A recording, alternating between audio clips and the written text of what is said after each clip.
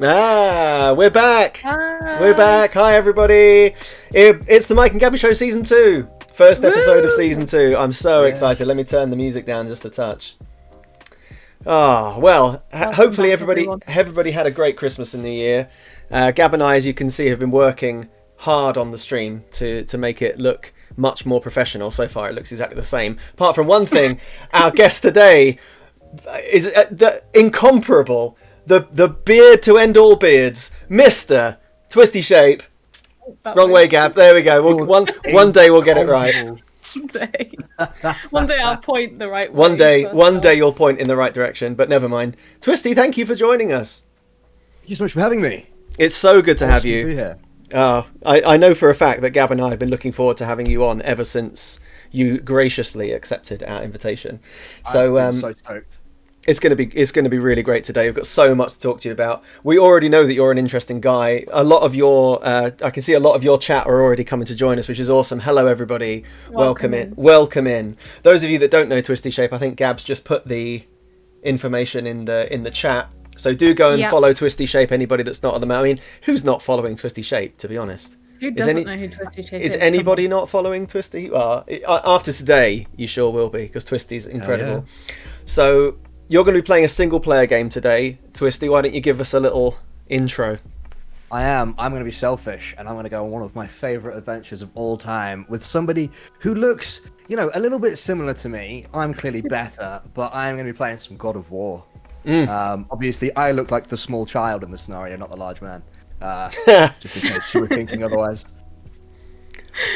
Multiple award-winning. I'm basically cleaned up at virtually every Game Awards in 2018 and 19. Did incredible. I was looking at it before actually, and it was a winning awards before it even came out. God of War. That's how good a game it is. I can't say enough good things about this game. I'm excited because you haven't played it, have you, Gab? And neither have I. I haven't played it. No, I've seen a bit of gameplay, and I've always looked at it and thought that's a game I really need to play. It looks like something that's right up my street, but maybe today is the day that you sell it to me completely, Twisty. Hell yeah! And I go and buy it straight up. You should go buy it now. Just go now. Me and Mike have a chat. And come back once you've got it. Yeah. I'll come back once I've completed it. So just hold on. Thanks, Gab. Yeah. Cheers, Gab. It's been nice knowing you. Well, should we flick over then and go with the game? Just before we go full into the interview, just wanted to say all our previous episodes are on our YouTube channel now, so you can check that out on the Mike and Gabby Show. And we are still running the clip challenge. So if you do !clip in the chat, if you guys have the best clip of season 2, we will send you the god tier crisps that win Crisp Wars. Not Crisp Wars. Biscuit Wars. I almost got it right. Oh, nice. It was a nice try, Gab. We're entirely unscripted here. So there's, it's all improv. But yeah, so we do Biscuit Wars this season. You'll see what that is later on. And you have a chance to win the best biscuits if you get the best clip. And Twisty will get biscuits as well if he is included in the best clip. So... Yes, get me biscuits, people. Yeah. Get Twisty biscuits. That's... Twisty biscuits. Get Twisty's biscuits. There's possibly a name change in there. Right, okay, we'll move over to God of War. I'll just shift it's my first transition of season 2, so just prepare for everything to go wrong. Everyone hold your breath. I'm excited. I'm ready. Oh, I haven't messed it up. It worked. Oh, that was smooth. That was smooth. That was smooth. We are nothing if I'm not proud of you, Mike. We are profesh. So go on, Gab. Go on. I was just gonna say, talk us through where you are right now in God of War. Like, is a big event happening? Are you?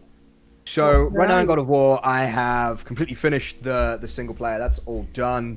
There is surprisingly an end game content for the game once you finished it. Basically, to give the long and short of the story, you are in the Norse realms, and at one point you are introduced to the bridge that you can use to cross into different realms. Once you finish the game, you can then use the bridge to go to a couple of the other realms that you've never ventured to in the storyline. I believe we're currently in Muspelheim, I believe it's called, which is, as you can probably tell, land of rock and lava and fire, etc., etc. Basically, you go there to get the end game gear so that you can fight the Valkyries that are like the toughest fights in the game. So it's probably the only single player game I know that once you finished it, there's actually like a solid chunk of meaty content to do afterwards, which you never would have explored in the single player. Doesn't even tell you to come here. That's awesome. That is awesome. That's probably why it won so many awards. So what made this your favourite game? Because you said earlier that this is your favourite game ever. Yes. Like of all time. Later on, I was going to ask you your top 3 later, but we'll come back to that. Okay. So what about this puts it above? Because there's some amazing games that I know you also love. Oh, that truly is. So what puts this above them? There are so many games that I love, but this one pushed its way out in front of all of them. Not for the combat or the visuals or anything like that, but the storyline really captured me from start to finish. So you players, like, obviously there are multiple God of War games prior to this one, but it's only this one that really captured me. And in the previous ones, you play as Kratos, but he's got a goatee instead, and nobody likes a man with a goatee. And you basically just go around killing gods. But then when you jump into this one, it anchors you into the story a lot more because of your little snotling called Atreus, who you basically, it's really weird. You play as Kratos, but you see the world through the eyes of Atreus in like a really well-written script, because every journal entry or every bit of lore text that you find is written in the words of the child, and every time you have a question for the game, the child asks the question, and you're like, well, hold on, he's answering the question to the audience by talking to his son.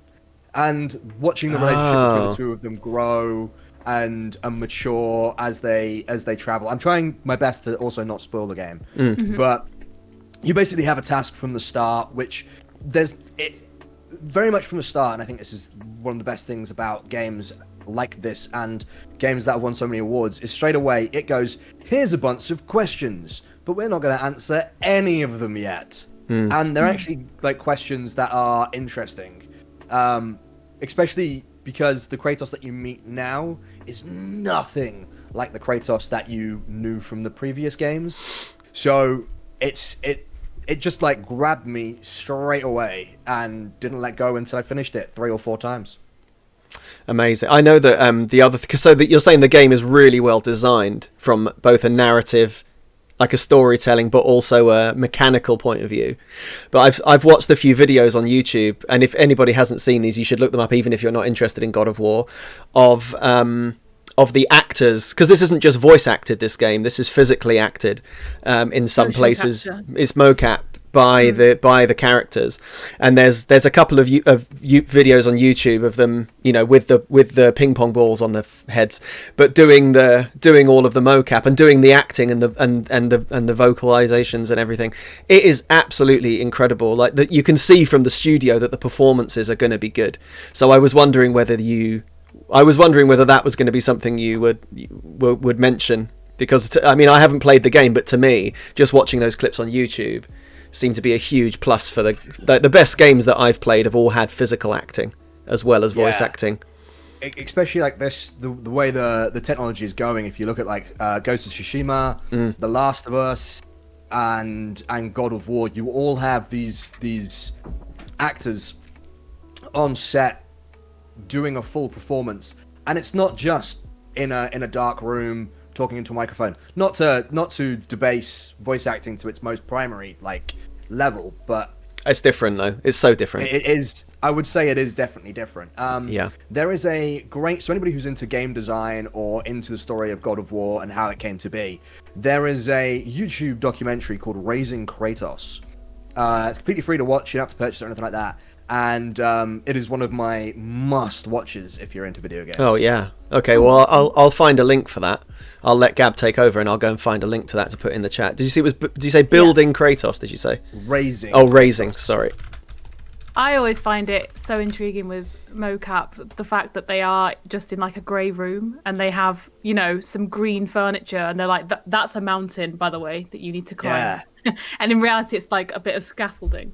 It's the same. I used to do mocap, and you? Just being sat there in this skin-tight suit with suspicious bulges all over your body and these ping pong balls just sat there, and then someone goes, do the thing in the space.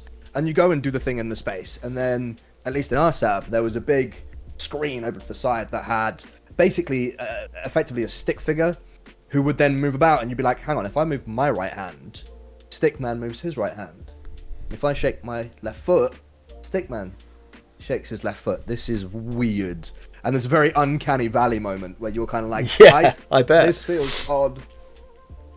So I guess we'll come back, because I guess that is that part of your life as a 3D animator. Does that all fall together? So we'll definitely come back to that, because we know about that, and I really want to come back to that. But usually, before we move on, go on, Gab. Rodrix, sorry if I'm saying your name wrong. Said Twisty has a nice piece of Kratos' equipment in the background there. I do, yeah. Oh, is it the axe? It's a plastic cast mold of his junk. No, it's not. I was wondering if it would be a plastic cast mold of that head he's carrying on his belt. Yeah, I saw in chat somebody asked about that. Yeah. Just for the sake, it's a guy called Mimir who in Norse mythology knows everything, and you. Again, I'll try and avoid spoilers. You meet him, and he turns out to be a useful tool. So yeah, but I have a look at that. For my 30th birthday, my girlfriend, my wonderful girlfriend Emma, got me a scale replica of his axe, made by a cosplay artist. And yeah, so this year I've decided to grow out my beard, and everything. So when Ragnarok releases, I will do probably quite a piss poor copy of Kratos for the stream of that game. Oh, that's awesome. I can't wait for that. Details as well. I thought so. On the blade. You can see like all the etching into the blade. Oh yeah. I don't know how well it shows up on the stream. I could definitely see it well enough. Behind it. Even on the hilt. Amazing. You can see all I think it's like a Leviathan head, because it's a Leviathan axe. That's quality. I thought you were going to say you're growing your beard out for when for the apocalypse, so you can be ready to just get stuck straight in. Let's go. Cosplay Kratos IRL. Yeah. So the first question we normally ask everybody after we've introduced the game is for you to give us a potted history of TwistyShape from birth until now. Birth. Yeah. I can do that. Let's do it. So, where to begin? Well, I guess birth, really. Birth, yeah. I was born in... before. Yeah, we don't need the details from before. I don't think that's information that I would like to know, let alone share with anybody else. So, I was born in Shropshire, which is a county on the border to Wales in the UK. Young Twisty was pretty sort of simple life, school, etc., everything like that. Unfortunately, I was born with some issues with my legs, so I spent a lot of time in my younger years going in and out of hospital to have operations, and basically my legs returned to some form of working order. So this was kind of where my love for video games really took a hold, because a lot of the time in children's hospitals, well, they actually thought I was too old to still be in school, so they didn't send me to like the school in the hospital. They instead just sat me with an N64 and was like, "Oh, just play this until you're healed enough to go home." And from that, I sort of got really into video games, more so than I had been previously, because it was this awesome way to have something to basically do as a child, because obviously couldn't be part of sports teams, couldn't really get involved with all the kids outside playing tag and everything like that. So it made sense to just get into something that I could do at home. So yeah, when I was younger, got massively into video games, much to my parents' dismay. Yeah, they were still very much, you're just stuck inside all the time. And I think we've all kind of heard that from our folks at some point. Yeah. Definitely. So yeah, after that, I then I had school and everything like that. I spent a lot of it, as I say, either in a wheelchair or on crutches. Wow. So it was definitely a weird time period for me as a child. But left school, that all got fixed, and I'm better now, apart from some just small issues that come back every now and again. And then I went to college for 3D games design, and worked in, or tried to work in, sort of games industry. Went to university for it. While I was in university, I studied animation, and then after university, I decided, nah, do you know what? I'm not quite sure I'm so keen on this, and decided to go traveling a little bit. So did Australia, New Zealand, and then came back. and chilled for a few years. And then a friend of mine said, have you tried streaming? I've always wanted to make YouTube content. And then here we are now. I literally tried streaming because a friend mentioned it and haven't looked back since. Really just making YouTube, Twitch, and other content. How long ago? That must have been at least a couple of years ago, because I see on your YouTube channel you've got videos from a couple of years ago. So when did you kind of start this whole like sort of YouTube Twitch revolution, the Twisty revolution? I've been making like YouTube content, admittedly poor YouTube content, since I was in university, which was many years ago. And that never really stuck or never really took off because I was lazy and procrastinating was way more fun. However, I would say the last 3 years have been more of me focusing on actually streaming it and getting the most out of it. And it wasn't probably until this last year, I would say. I forgot we're in 2021 now. Yeah. It probably wasn't until, as I say, this year where I was like, last year, jeez. But I was like, I want to actually take this seriously, and kind of felt like, this is what I actually kind of want to do. And you can really tell. You can really tell. I mean, I've always thought, I was saying, for the benefit of chat, I was saying to Twisty before we started that when I started on Twitch, which was about 9 months or so ago, he was one of the first streamers that I encountered completely by chance in my recommended. And I've always been struck by how professional your stream looks. And all of you, but not only that, but all of your announcements that you do on Twitter, it's clear that you've got a real talent for art. And so that's, I don't know whether that came from your 3D and 2D animation courses, or whether you had that kind of artistic flair beforehand. Like, were you a bit of an artist and you went into university, or did it work the other way around? So I always wanted to be something of an artist when I was in school and everything. It's probably one of my favorite subjects, but admittedly, it certainly was not my forte, to say the least. I went through, as most people I know went through, a bit of the old emo phase. So I was making a lot of the like old still emo there. artwork and everything like that. Oh yeah, it is. Gab's still in it. Yeah, never leaves. It's not a phase, Mom. It's not a phase, Mom. And so I kind of got into art a little bit that way, but it hasn't been till I started streaming that I was like, man, I really wanted to work on it more. I always wanted to do my stream based on comics, which is kind of probably my overlay that I'm most known for is the comic-based overlay. And it's mainly because I was a huge fan of comics, and then the MCU came out, and then comics just kind of exploded. Right.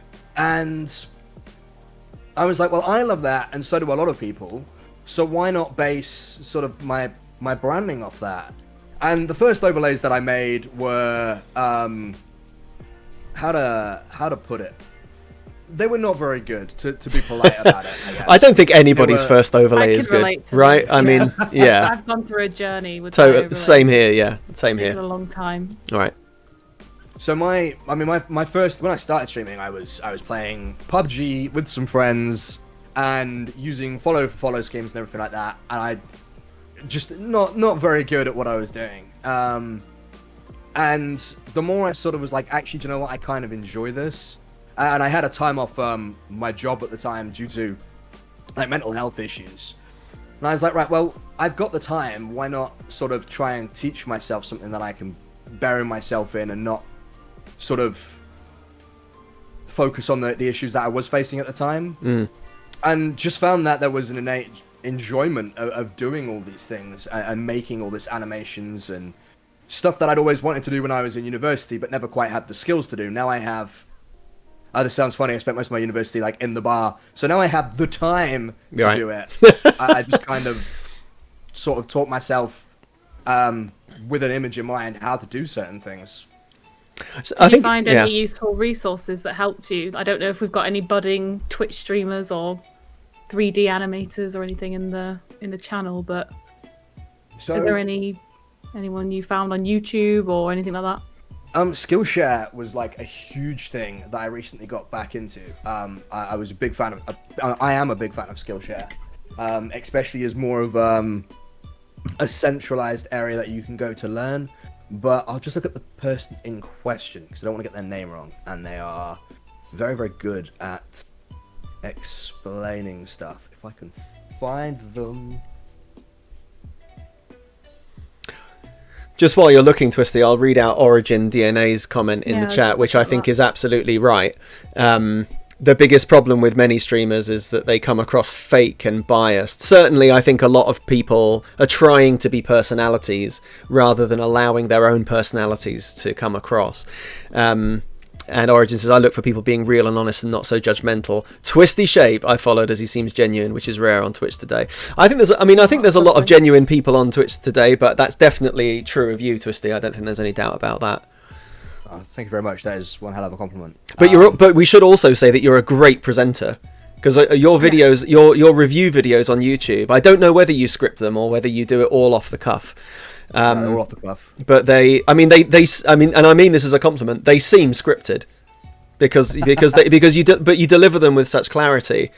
That was one of the questions I was going to ask you, actually, whether you wrote scripts for yourself, because you.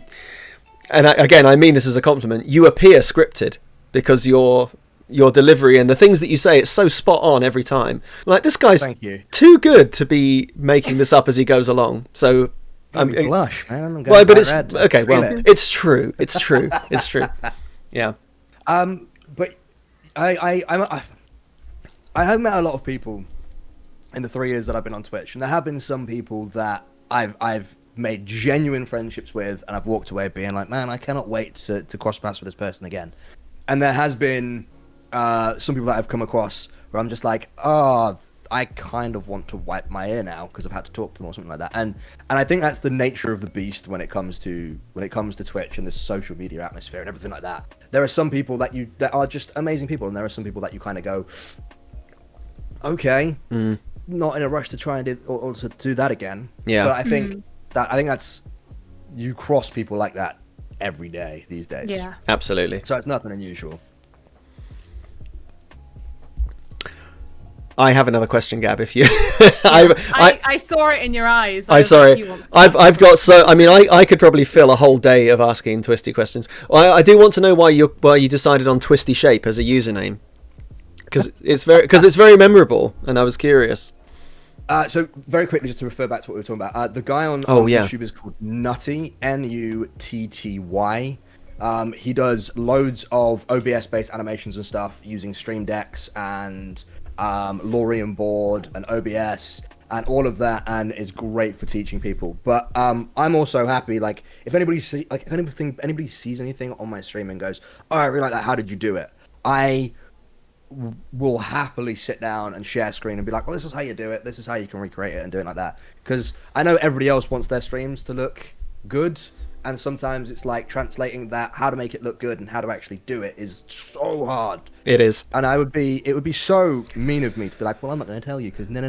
Definitely. Yeah. Yeah. Oh, well done, Gab. Yeah, sorry, I was just finding the chat. I watched this guy to figure out how to use a DSLR as a webcam. So it's funny that you recommended him, because I've watched his videos as well. There you go. Yeah, he's awesome. Very concise with his explanations and stuff. So, the name TwistyShape was because I got banned from Uplay. So I used to go by the name Helix. It was Helix Effect because I was an edgelord when I was playing on Xbox, and I was like, man, what can I do for my name? Well, Helix is a cool word, and Effect, yeah, those are cool words.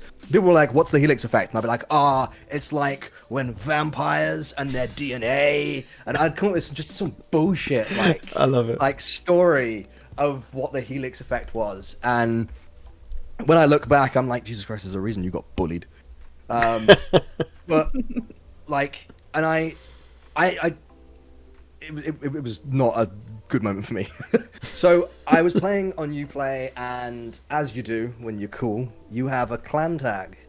And after a while, we were like, boys, we should remove this clan tag because we're all really bad at this game. and everyone keeps mocking us because we're part of this clan that loses. So I ended up removing it, and I tried to change my name back to Helix, and they're like, you can't have that because it's got hell in the name. Oh. I was like, are you kidding me? I can't have hell? That's a no word? Right, okay. So I ended up going, like, looking around my room and looking at, like, the spines of books and everything like that, and being like, man, none of these words, like, none of these book covers inspire any interest in me in terms of, like, names of, or something like that. And I was like, well, a helix is a twisty shape. Ah. And that was it. That's literally where it came from. Perfect.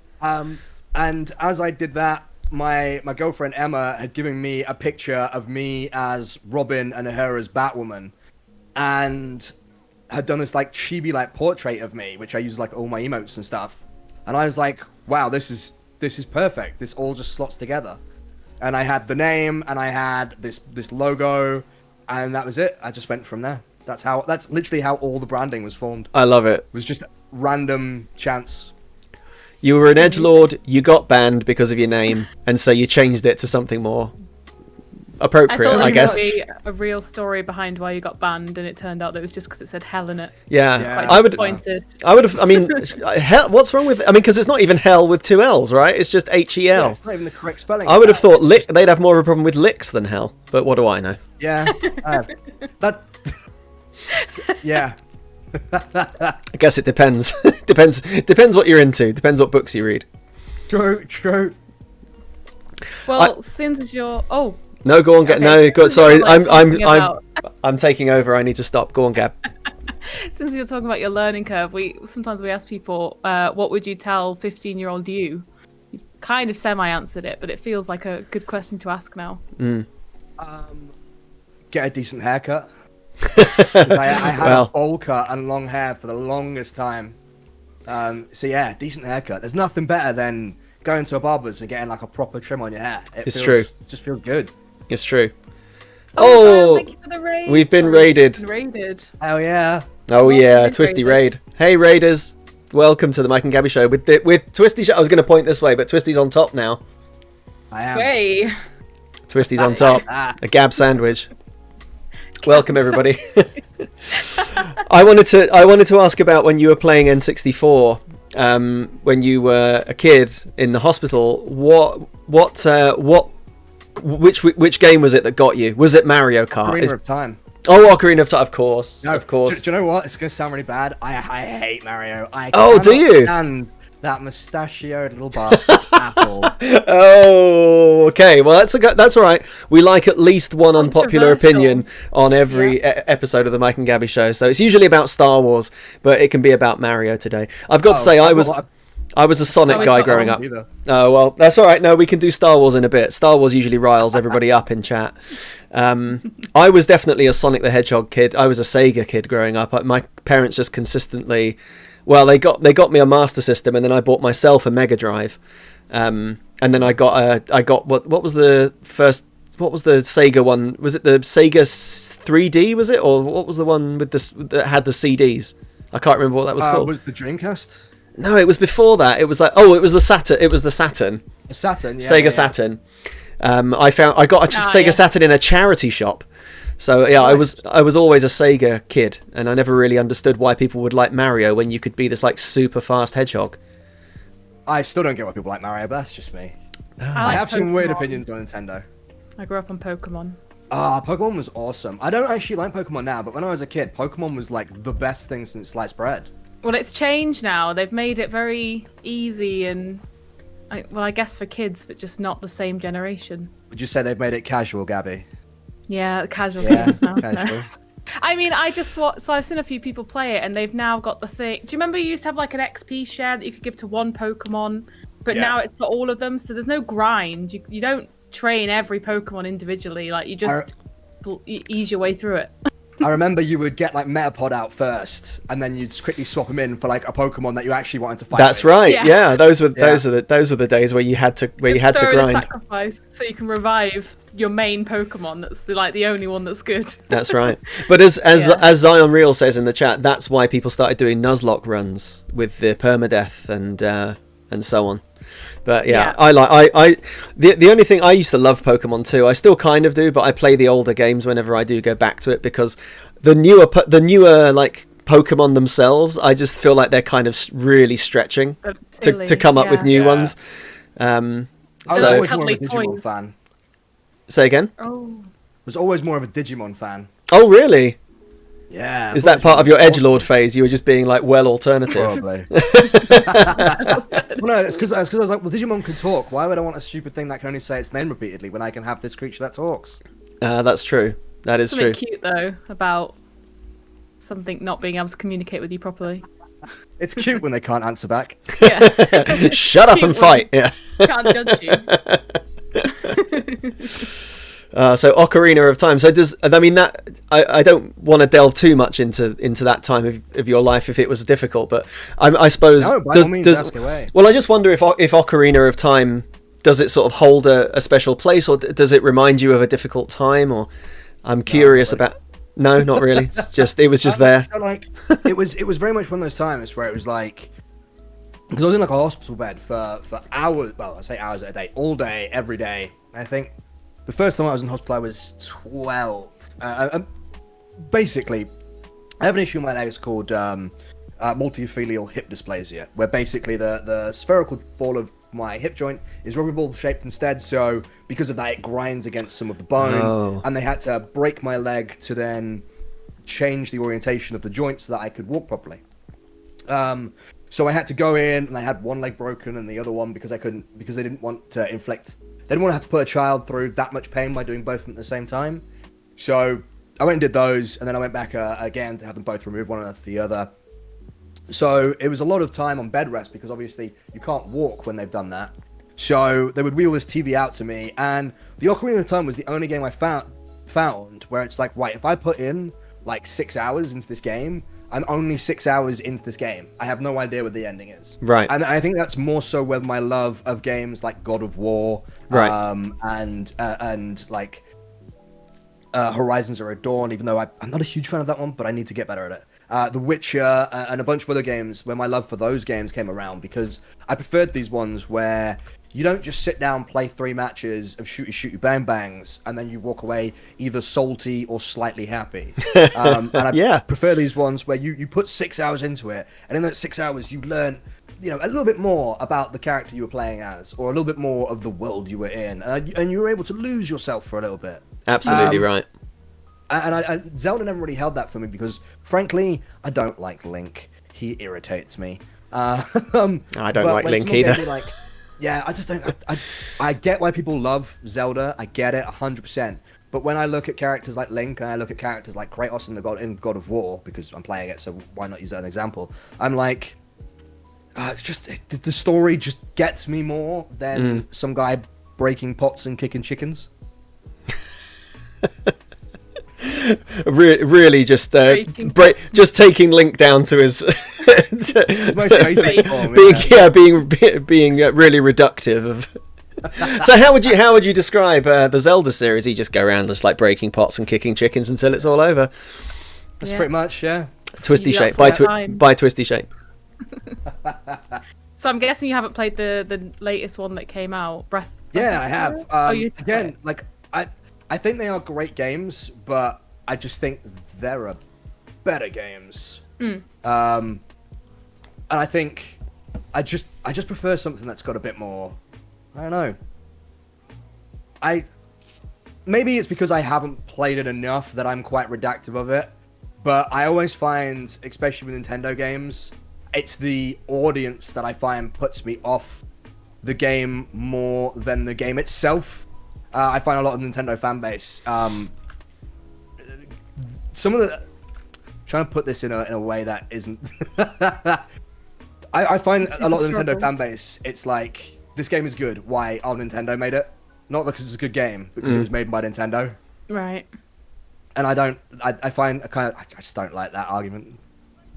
There's not many Nintendo games I really like, to be honest. I mean, I mentioned Pokemon, but I don't really like the new ones. I've always liked the Animal Crossing series. I don't know if you've ever played that. Probably not. I have, yeah. You have. So apart from that, it's not I love games like Animal Crossing. It's like, get me in Stardew Valley and I'll make a farm all day long. Love that game. You like Stardew Valley, eh, Gab? Yeah, I do. Yeah, it's good.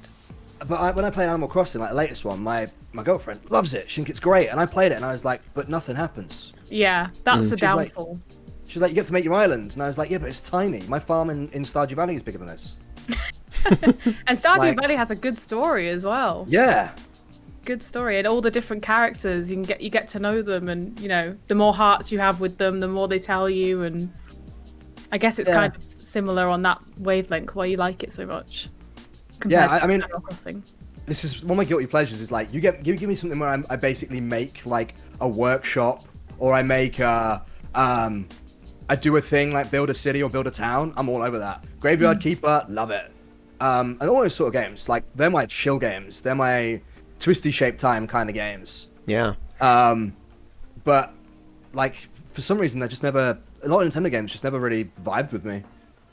I enjoyed my Wii when I had my Nintendo Wii for a while when that was the Vogue console. Do you remember the Wii Fit? Yeah, I never. That was the one. I never had the Wii Fit. I had all the like bowling and tennis and all of the sport ones. ones. Me on Wii Fit yoga, never getting me off it. Never getting me off it. I used to love that. And there was like one where you just stepped on and off the Wii Fit, and I would do that for hours as a teenager. And like your character would go on like a walk, and it would be like, okay, this is a thing, fine, I'm okay. You're walking on the spot in your living room, but in reality, not in reality, you're walking around some like beautiful forest. That's gamer kid there. Like we don't want to go outside. We want to look at the forest inside. That's right. Why would I go outside when I can pretend to walk around? So did you ever get into the Fallout games? Because I've never really done them, but the Fallouts have got kind of one of the more recent ones. It wasn't 76. I think it was the one before that. Is it Fallout 3, where you had the combination of open world and also you had to try to rebuild the little town. I didn't like it, but controversial opinion here. I actually think Bethesda games kind of suck. I've never played a Fallout game that I truly liked. I've tried them all and I've never got on with any of them personally. So I enjoyed 4. I like the settlement building in 4. That was probably my favourite part of it. I like the Skyrim. Skyrim was really good when I was 15, and it was the first kind of RPG that I played, I think. And then I went to Dragon Age and found Mass Effect and went down that hole. So it's a conversation that I've had like quite a few times with people on my Discord and on my stream, because they're always like, "Oh, but how can you not like this?" And I feel like I'm coming across as a very negative person there, which I'm not intending to. But there's a lot of games where I'm just like, I don't get it. It's like a lot of people were like, Cyberpunk is bad, it's so buggy, and it's like, have you played Skyrim? Like, what? Pots literally fly around your head for no reason. Yeah. Skyrim is also a lot of breaking pots and killing chickens if you choose to play it that way. If you chose to do that, yeah. You can there's definitely elements of Link in there.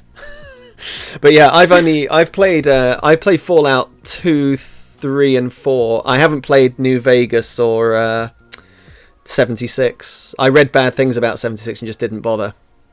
To its credit, 76 has come a long way. Yeah, a lot of games are like that though, aren't they? I was going to ask you about Avengers for the same reason. Oh, Jesus Christ. Yeah. Like when they come out, they're just like, "What are you doing?" Trying to hurt me. I really enjoyed your review of it. Standard now, though, like I've noticed a lot of games now, they bring it out not complete, and they're like, "It's fine, we'll just release patches and fix it," like just based on what the players' feedback. Like that's the new thing now, don't you think? Yeah, like everybody is an extended alpha tester. Yeah, it does feel a little bit like that. Yeah, No Man's Sky, Chrissy in the chat is another great example of that. I bought No Man's Sky when it was brand new. I was so excited about it, and it was such a disappointment. And I have yet to. I do need to go back to it. I have yet to go back to it. But yeah, fix it later does seem to have become the norm. But anyway, rather than being negative about games, let's talk about your top 3 games. So God of War is number 1. Who else sits on the Twisty podium? It's going to be Spider-Man. The Spider-Man games that came out on the PS4, PS5, I just think have been so good and did like an amazing job at representing like the characters and stuff. Specifically like this latest one with Miles being such a character that nobody realized existed. Yeah, I can't recommend it more. And I'm actually going to go for The Last of Us 3 as like one of my... Last of Us 2 is one of my top 3 games. I say 3, what? Yeah, I was like, wait, what have you been playing? Whoops. Speaking of alpha testers, how have you managed to get hold of that? Let that one slip a little bit. Yeah. Getting the big scoops on the Mike and Gabby Show. Last of Us 2. You're playing through that at the moment, aren't you, Gab? Yeah, I mean, I don't have a bad thing to say about The Last of Us 2, so I haven't finished it, so no spoilers, anyone, but... Whereabouts are you? Okay, I'm going to try and word it without spoilers, because I know there are some people in chat that haven't played it, but, oh god, how... The big things happened, right? Oh, yeah. Yeah, and, the other big thing that you find out about your companion, I just finished there. When you're in the theatre, you run across the street to the theatre. Yeah. I just got to that, and then I ended after that cutscene. But... Okay. It's so... I mean, I think the script is brilliant, characters, the acting, the world. I don't have anything bad to say about it. So there's so many times where like I had this with Georgie the other day, who I know has been on your show as well, but she finished Detroit recently, and then I think it's still one of the main reasons why I just love video games, because she finished it. It's like, right, let's have a chat about that, because I want to see what happened. I want to know what your playthrough was. I want to know where our differences were. And straight away with The Last of Us, and one of the reasons why it is one of my favorites is because already now I'm sat here and I'm like, right, tell me everything you think about it so far. You know, where are your emotions at? How you feeling about this character? How you feeling about that character? And I think that's why I love streaming as well, because watching somebody go through these steps and watching their emotions go from like, oh my god, I can't believe this has happened, to crying, to like ecstatic, and like, oh, it's so awesome, so much fun. Yeah. I mean, there's so much emotion, and like, I really like games that make you feel something, where you walk away and when I finished Last of Us 1, I'll talk about Last of Us 1 because that's so old now that if you haven't played it, that's that. But like, I remember finishing that game and immediately like getting the soundtrack on iTunes, and it was just my life for like 2 weeks after I finished it. I couldn't stop thinking about it, couldn't stop talking about it. Like, a lot of my friends when I was in sixth form weren't even gamers, so they just didn't understand why I was going on about this game so much. But just, oh my god, those characters just stay with you. That's what I love about games as well. And that's, yeah. We'll have to talk about my opinions on Last of Us 2 off stream. Yes, yeah. 100%. It's still quite new that I don't want to start dropping all the spoilers, but yeah, very good. So Sorry, I kind of went on a tangent. No, not at all. So it's God of War. Was it which Spider-Man did you choose? Was it Miles Morales on the PS5? Can I have both? Does that count? Oh, I think we'll allow it. We'll say Spider-Man series. Yeah, Spider-Man series. We'll allow. Since it's episode 1 of season 2, we won't get too harsh just yet. That's all yet to come later in the season. Have me as like the first guest of season 2. The opener. Oh, mate, you're so welcome. What an opener! Yeah, what a place to start. Yeah. Go on, Gab. Should we? Well, I was just gonna say, is there any more questions about Twitch or gaming you want to ask, and then we'll do Biscuit Wars and then move away from gaming, I guess, and look into the other things that you love. Yeah, I have so many questions to ask, honestly. Well, yeah, we can ask. Well, I tell you what. Why don't we do Biscuit Wars on the hour? So in about 15 minutes. Yeah, that's what I mean. How does that wrap up the Twitch? Yeah. situation. Well, the first thing I wanted to ask Twisty about the game, because you've been on this platform hacking these poor insect creatures to death for about 45 minutes now. What I mean, is this just wave after wave after wave, and you get rewards for completing waves? The first section that I did was actually me warming up, because I haven't played this game for a little while. So I was like, well, if I'm going to be on the stream, I don't want to be awful at playing this game. So I'll do a quick warm up. But the actual meat of this bit that we're doing is you basically do these challenges in Muspelheim. They give you specific gear items that you can then use to craft Muspelheim gear, which is like the better gear in the game. So I'm doing these like events, or these trials they're called, to be able to get the gear that I need. So once I finish this, another chest will open in one of these doorways, these 3 doorways here, and that'll give me crafting regents to be able to craft the Muspelheim gear, which is what I'm aiming to get. Gotcha. I like crafting elements in games. It adds like that extra bit, right? Because you don't have to do it, but it feels so good when you complete like an armor set.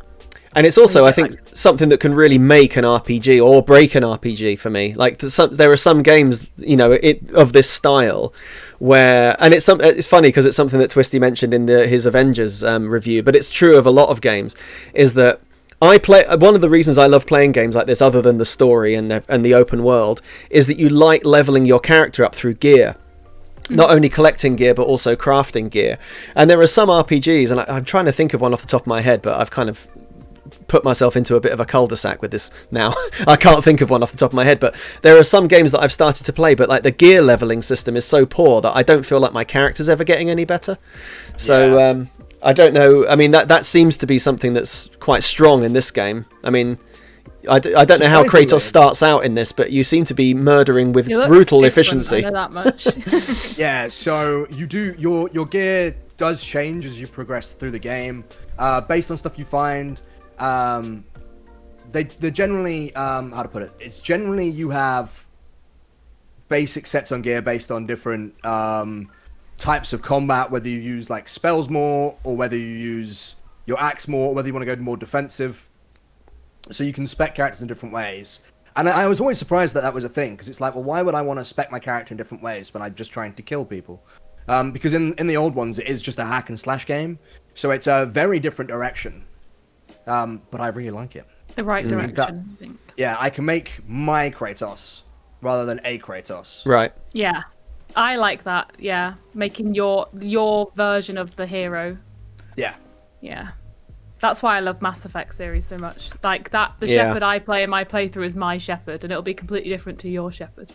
Yeah, and it's one of the reasons why, as I say, I like talking about games so much, because everyone's experience in some of these games is different, apart from like Call of Duty. So what did you do? I shot guy in face. Alright, cool. Yeah. But sometimes they're fun to play too, just to be mindful. Oh yeah, right. There's definitely a time, there's definitely a time and a place for all of them, and it's like even the games that I necessarily don't like Animal Crossing. I get why people like them, just because I don't like, just because I don't like it, like doesn't necessarily mean that it isn't there for somebody else who does enjoy it or does like it. You just cut that man in half. Yes. There's been a few. Yeah. One of the questions I was going to ask you, Gab mentioned it and touched on it earlier, and I was going to say that I watched some of your early stream, like some of your YouTube videos from your early days, and your setup has changed significantly since then. I mean, hugely. most people's have, though, right? I mean, very few people start out with a pro setup. I was going to ask if you, because I know there's a bunch of people, I don't know if they're in the chat now, but people that are sort of coming into streaming, especially during the pandemic with lockdown. A lot of people are thinking about it and getting themselves started up and looking for tips. With your setup, it looks very expensive, like, because it looks great. Like your setup looks amazing. Your camera looks incredible. Your mic setup looks great. Have you got any good, like, cheapy tips? Is there anything you've come across that was like, oh, that was a good deal. That was a real budget option and it works really well? Because I think there's a misconception that you need to spend like £1,000 getting your stream set up, and you really don't. Yeah, I think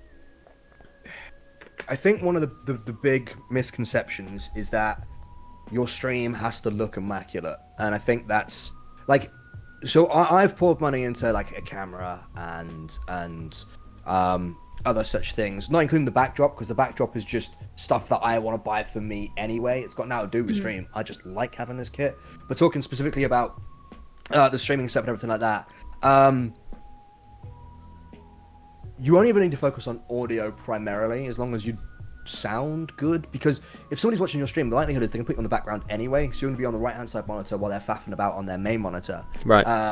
For majority of people, that might not be for all people, but speaking majoritively.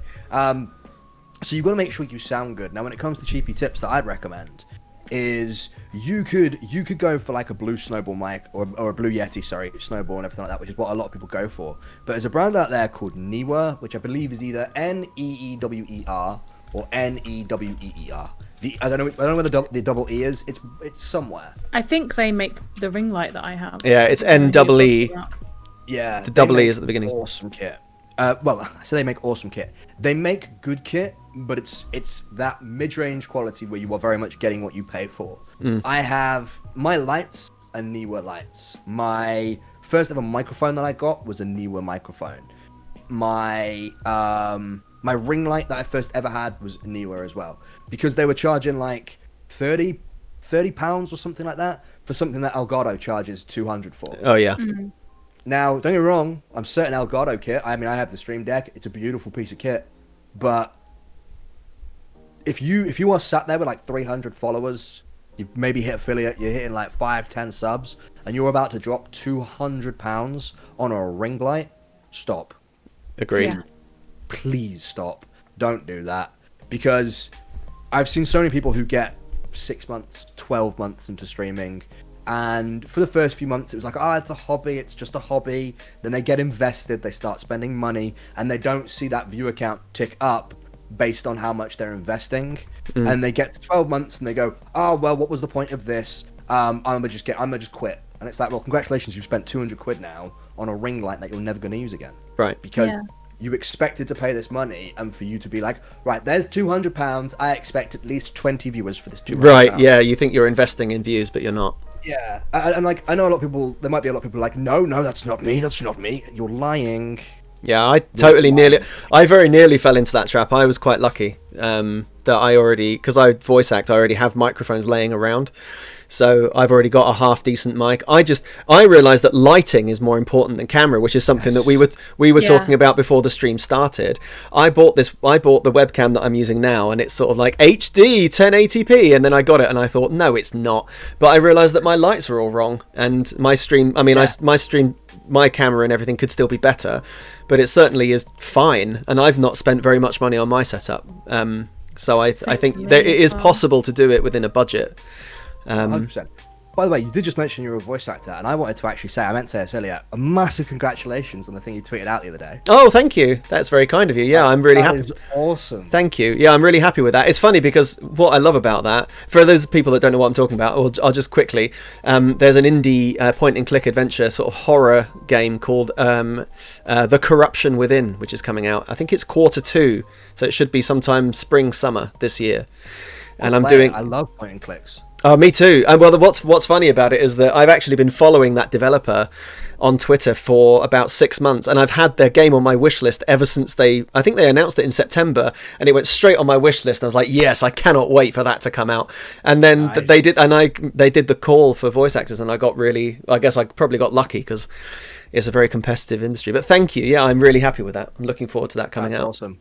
That's super, super cool. I think we retweeted it on the Mike and Gabby Show Twitter. So if anyone wants to check it out, the tweet's there, I think, for the game. You can find the Steam link if you want to wishlist it. It does look really good. It should. Yeah, I think it will be good. They sent me a little sort of alpha demo to play to get an idea of what I was pitching for, and the demo's solid. It's shocking, I've got to say. It had a jump scare in it pretty early on that I was not expecting because it's pixel art, so you're kind of expecting it to be kind of cute and kitschy, and I was properly taken aback in the first sort of 5 minutes of playing it. So yeah, well worth a look. The Corruption Within, if you're interested. So yeah, so how long we got? We got time for another Twitch related question for Twisty. Well, I was gonna say, what's been your best moment on Twitch so far, Twisty? You've been on it for a few years now. This one is easy. So first 2 years on Twitch were kind of forgettable, but 2020 on Twitch, even though I know 2020 was otherwise a really poor year, I don't want to detract from that, but 2020 on Twitch for me was when I realized like what my niche was and what I wanted to do and where I wanted to go, and I started building this community and everything like that. And I didn't realize that, but my birthday, I had a birthday stream, I had my week off, so the streams all throughout the week, and my girlfriend had gone away and contacted a bunch of people from streamers, like peers that I look up to and respect, a bunch of people in my community and everything like that, and they put together a video of everybody wishing me a happy birthday. And there's always a voice in the back of your head if you're a content creator, at least I think there is, unless you're a complete like egomaniac. But there's always a voice in the back of your head that goes, what are you doing? You're wasting your time. Like, stop now, go and get your shirt and tie out the cupboard and piss off. No one cares. Yeah, no one's watching, no one cares, you suck. Yeah. And she sent me this video of all these people from my community and, as I say, my peers and everything like that, just wishing me happy birthday and telling me you got this. And I'm not a big fan of my birthday anyway. I just generally don't like it. But seeing all of this and all these people that were, you know, in some respects strangers, but at the same time not strangers, coming out and being like, happy birthday, you're awesome, thank you so much for all the content that you put out, and thank you so much for doing that, was not only immensely humbling, but also hugely confidence boosting.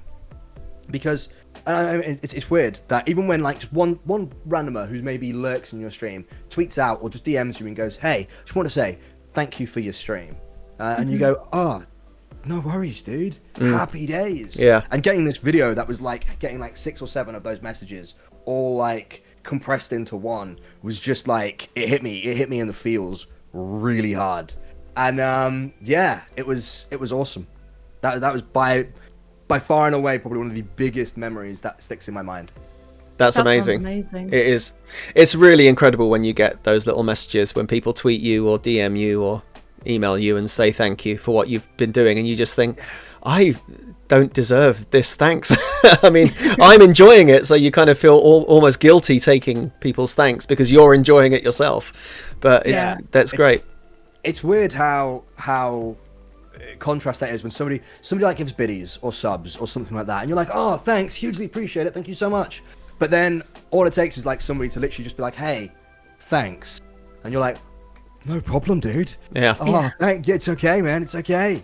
And like it means just as much. Obviously, it's always nice to make a little bit of money, so you can consider doing this a bit bigger and better and everything like that. But just having that 5-minute time of someone going, thanks, man, is just like, it's great. It's absolutely great, so meaniful. And we can see in the chat your community are showering you with praise, which you obviously thoroughly deserve.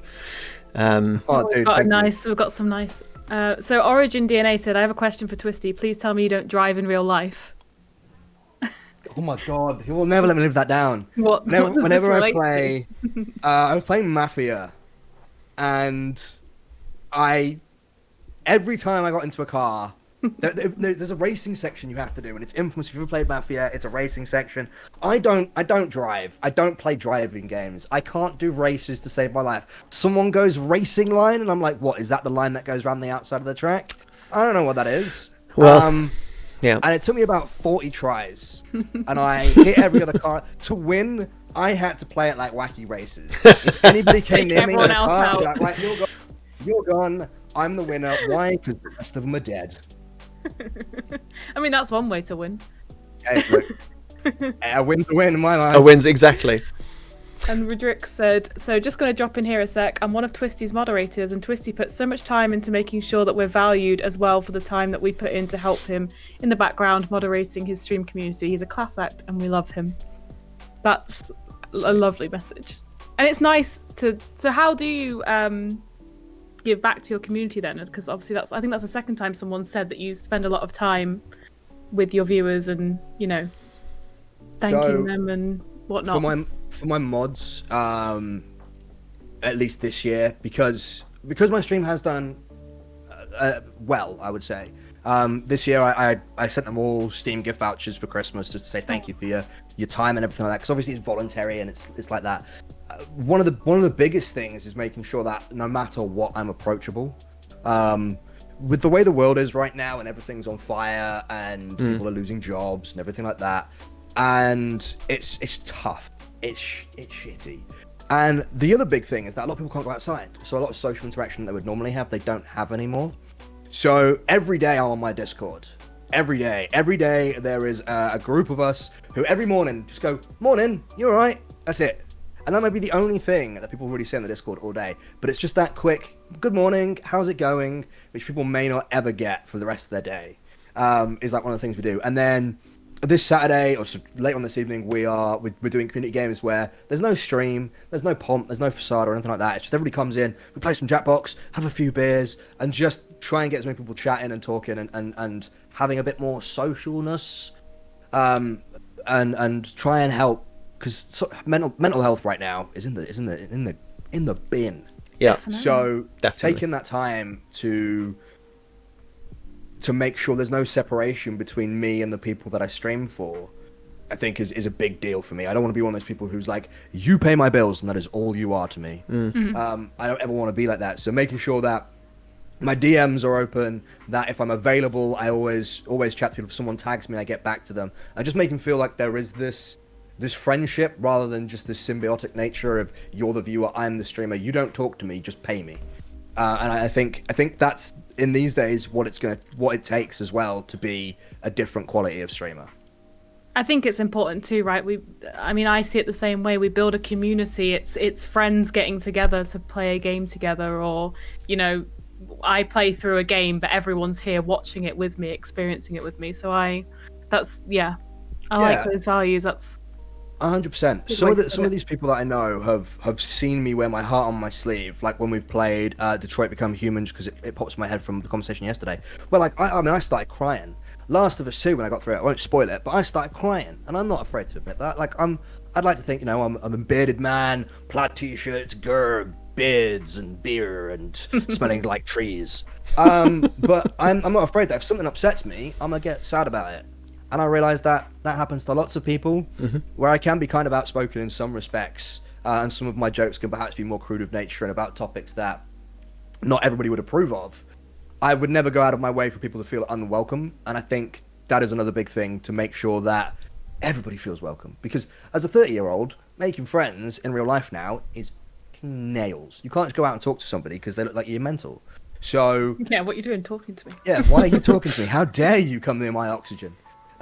So making sure there is that space where people feel like they are welcome and that relationship is there to begin blossoming, whether it be between me and another viewer or a viewer and another viewer, and everything like that just feels so much better. It feels like you're actually helping people rather than just being like, haha, watch me play games on internet, yeah? Absolutely right. Yeah.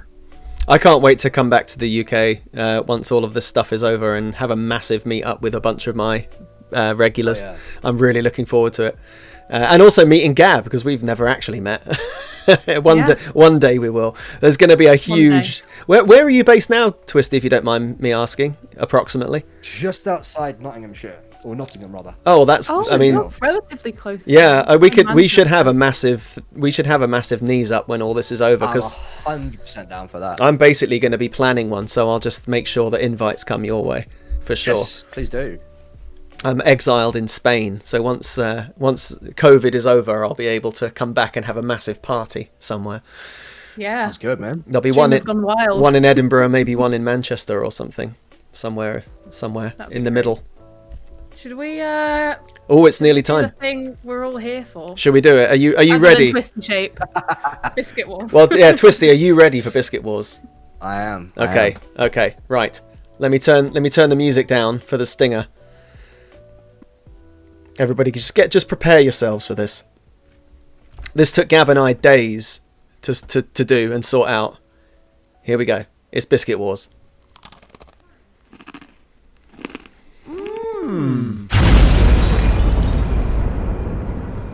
Biscuit Wars. It's so good. I wish you guys could see it. I watched it. I wish you could see it and hear it. It's easily my favourite thing that we've done so far, Gab. Mostly you. I did the sound bit, and I think the video bit was the bit that I could never have done. Yeah, pretty happy with that. So Twisty, you are the debutante of Biscuit Wars. We did Crisp Wars in season 1, which was I would say it was probably an overwhelming success. With some complete chaos thrown in for good measure. I mean, somebody put skips in the bin. What kind of a maniac would do that? Yeah, Charlie Amber 94, I see you. I wasn't going to call anyone out. I wasn't going to call her out. They're the best crisps ever. So on Crisp Wars we had 28 crisps. So for Biscuit Wars we've condensed it down to 20 biscuits. Just intercept very, very quickly. Skips is the best crisps ever. It's just wrong. They're just small prawn crackers. All right. Does that what would you say was the best crisps ever? Probably Flamin' Hot Monster Munch. All right. Flamin' Hot Monster Munch did win. It was Pickled Onion Monster Munch that won. Yeah, that's right. So anyway, Biscuit Wars have got 20 different kinds of biscuit. I've tried to find pictures that have got the packaging and the biscuits outside of the packaging as well. But I think you will have heard of most of them, so you'll need to have the stream up, I think, in another tab. Yeah, right. But these are the 20 we've chosen for this one. So, I'll get us started. This is actually a Gab inclusion. This is a biscuit that I wouldn't have even thought of. It's got to be done. Yeah, it's the Lotus Biscoff. It's that little biscuit that you get on the side of your coffee in nice coffee shops. They've got a spread now. People are making cupcake. Costa has a Lotus Biscoff cupcake. Oh, I've seen the cupcake. Yeah, everywhere. I think I've tried them once. I think I got it from Costa or something like that. I'd probably mid-tier, I would say. Mid. We're going straight into the middle. I kind of agree, to be honest. I kind of agree. I think with the thing about the Biscoff is that for me it'll always be something you get with your coffee. So it does. In my head, it doesn't really stand alone as a strong biscuit. I could eat an entire multi-pack in one sitting. I think I probably could, but I don't think. Moorish. Yeah, I think I'm with you there. Okay, I think the next one is one of the ones that's going to really divide this season. It's Fox's party rings. I only get them. Every kid's favourite. Oh, yeah. Every kid's favourite. Yeah. So when I was a kid, I used to think that only mums knew where to buy party rings. Because whenever I went to the supermarket with my mum, I never saw them on the shelf. But they always appeared whenever there was a party. And I was like, where do mums get them? As an adult. The excitement alone seeing those has made me a happy man right now. That's part of the rating, the nostalgia feeling. Yeah, that's what I'm thinking. Be part of it. That's right. Like, to be fair, they make you feel.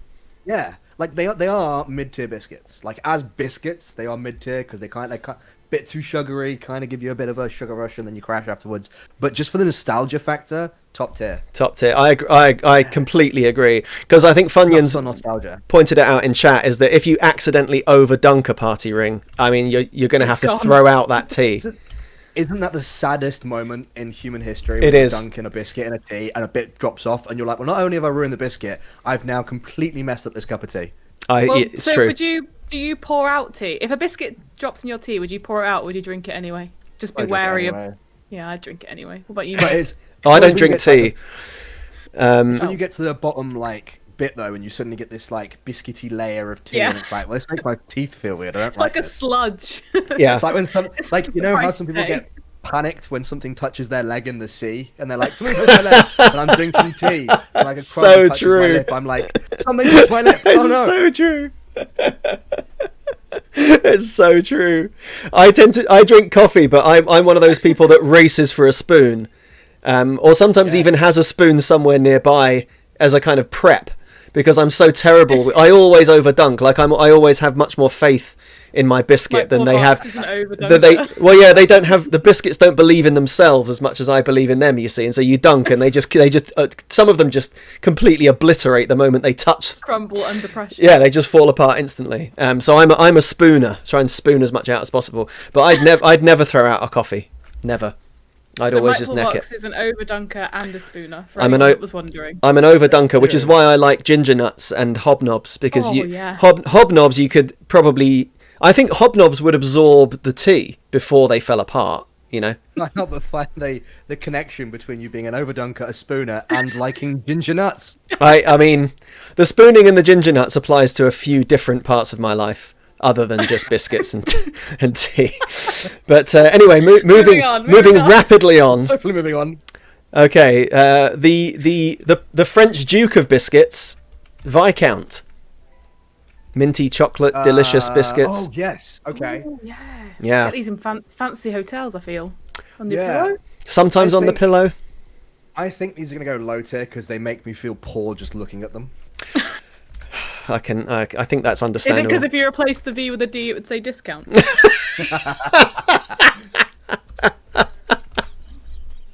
A discount, Viscount. Let's be fair. The Viscounts are the poor cousin to the Mint Club. Oh yeah, I think you're right. Mint Club. Because everybody knows clubs just because of if you need the jingle chocolate on your biscuit, have a club. Unbelievable how that jingle. I think wasn't it Join Our Club? But either way, that jingle has permanently in the minds of everybody that lived in the UK in the 90s. I think. Yeah. Okay. Wait. I have a question very quickly. Go on. How do you guys eat your Kit Kats? How do we eat them? Yeah. Do you break a finger off and then eat the finger and break another finger off, or do you, like an absolute uncivilized creature, just bite into them like they're a chocolate bar? 2 or 4 finger. Secret option number 3 in that. Oh, go on. Well, I can't eat Kit Kats anymore, but when I used to, I would bite off the end chocolate bit and then along the side, and then have okay. I am with Gab. I am an option 3. I did both ends, all round the sides, top, bottom, and then whatever was left, which is usually nothing. One of the things I'd eat normally, so break it off and just eat it. But then I would take my time with the rest, I used to eat, Twixes. I used to eat them by biting off all the caramel and eating just the biscuit. Oh yeah, that too. Yeah, same. So how do you eat your Kit Kats, Twisty? Just to reverse it back to you. I eat how do I eat my Kit Kat? Sorry. Yeah. Oh, like a normal person, I break one off and then eat it. And then all right. Okay. Cool. I thought you were going to come in with the controversy and say you just bite all 4 at once. No. Oh my god. Do you do that thing they used to do in the do you do what they used to do in the adverts, which is that you take the initial wrapper off and then you put your finger down the tin foil and then you have to do that, don't you? Otherwise you're doing it wrong. It's not classy to do it any other way. I never see 4-finger Kit Kats anywhere, but if I have a 4-finger Kit Kat and I'm around other people, I will just bite into it like a maniac, just for the reactions. It's not actually how I eat Kit Kats, but I just love the outrage. I get in trouble for that because going really off topic here, but kiwi fruit. Oh yeah. So I eat kiwi fruit like an apple. Oh, you eat the skin. So I don't. Just bite into it like just like a normal thing. That is a thing you can do, but good for you. I used to spoon it out, chop off the top and spoon it out like an egg. Gabby also spoons. Everyone. Like a teaspoon, cut it in half, get a teaspoon, and scoop it all out. But no, I just eat it like it was an apple. Wow, yeah. And everyone looks at me like I'm an absolute weirdo. Well, we'll save that for Exotic Fruit Wars coming in season 3. I'm already claiming that as an invite back now. Oh yeah, no doubt. Okay, so we'll move on to Fruit Wars sounds so funny. Yeah. So the biscuits that we all call Nice, but are actually named after the French city of Nice, but they're obviously called Nice. Gonna just go straight in the bin because never had them. So that's our first bin tier. That's a shame. Never had Nice. They're quite sugary, aren't they? I'm sure they've got like a light dusting of sugar. I think they're kind of coconutty a little bit, aren't they? The Nice. Coconutty. I think they are. I don't know. I just haven't had one for years, but maybe I'm just making that up. But bin tier is a strong opinion, Twisty. You may be getting some flame in the chat over time for that. I would think a lot of people's nans will be furious. Upsetting the OAP market out there. Well, and speaking of them, they probably also enjoyed a malted milk back in their day. Oh, I love that. How do you feel? Milk's the best. Yeah, are they god tier the best? They're not god tier. They're going to be top tier, but they're not god tier. Top tier, okay. I'm waiting for a very specific biscuit for god tier. I really hope we've got it. Well, next week we are adding on, aren't we? We let guests add. Yeah, you can add 2 to the end as well. But no, I absolutely love a malted milk. Yeah, malted milk are well nice. I love a malted milk, to be honest. I'm not sure. I think they'd probably be top tier for me as well. Okay, next up, the first American insurgent, the Oreo. Which are vegan, by the way. That's your god tier right there. Oh, yay! That's what he's waiting for. Wow.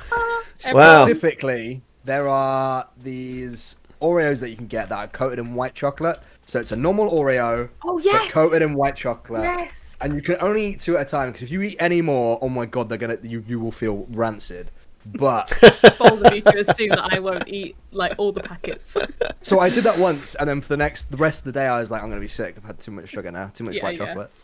But Oreos are definitely god tier. They are great for dipping in. I haven't had a glass of milk since I was a child, but I had never tried Oreos till last year. I tried Oreos and a glass of milk, and my days loved it. It was great. Amazing. Great to make a little milkshake as well. They're too slick. Oreos are too slick for me. I feel like they're slick. I mean, look at the packaging. I mean, let me take the packaging back out to full size. I mean, it feels too. It feels like a spy. I feel like they've got little spy cams in them. I just feel like they're not of my childhood. You know. I just feel that they're. I called them the insurgent, which is probably not really fair, but I feel like they've broken into British culture. They shouldn't be here. Oh, yeah. Chrissy said, "Do you split and lick, Twisty?" Yes. Oh, you have to. I do like Adorio. Always. I just don't trust them in multiple sectors of life. Always. That's another one for the TwistyShape headstone. I heard what you said. Okay, moving on to one of my favourites, especially when dunking is concerned. Hobnobs, original Hobnobs. And God tier. I'm sorry, but anybody who doesn't think a Hobnob is God tier needs to get in the bin. Yeah, I kind of agree with you, to be honest. Especially if it's the chocolate Hobnobs. Get inside me. I think regular or chocolate Hobnobs, in terms of dunking, they are the heavyweight boxing champion of dunking. Yes, they are. You will never beat a Hobnob. Strong with this one. Yeah. Georgie's gone mid-tier at best. Oh. Griever's gone milk is delicious. The only issue with Hobnobs, which might put them in top tier, is the fact that you can choke on them hours after eating them. Like, you'll just have one little bit of oats in your... Please tell me you had this. Yeah, actually, I was going to say it, but I was like, I don't want to say it because it might make me feel a bit weird. But yes, all the time, I'm picking bits of Hobnobs out of my teeth for days later. A Hobnob stays with you. Each one is a unique experience that you have to... It's like playing God of War. You have to really battle. You have to battle through each one, but it's totally worth it. It's like the bounty of biscuits, right? Like you eat a bounty bar, that coconut is with you for the rest of the night.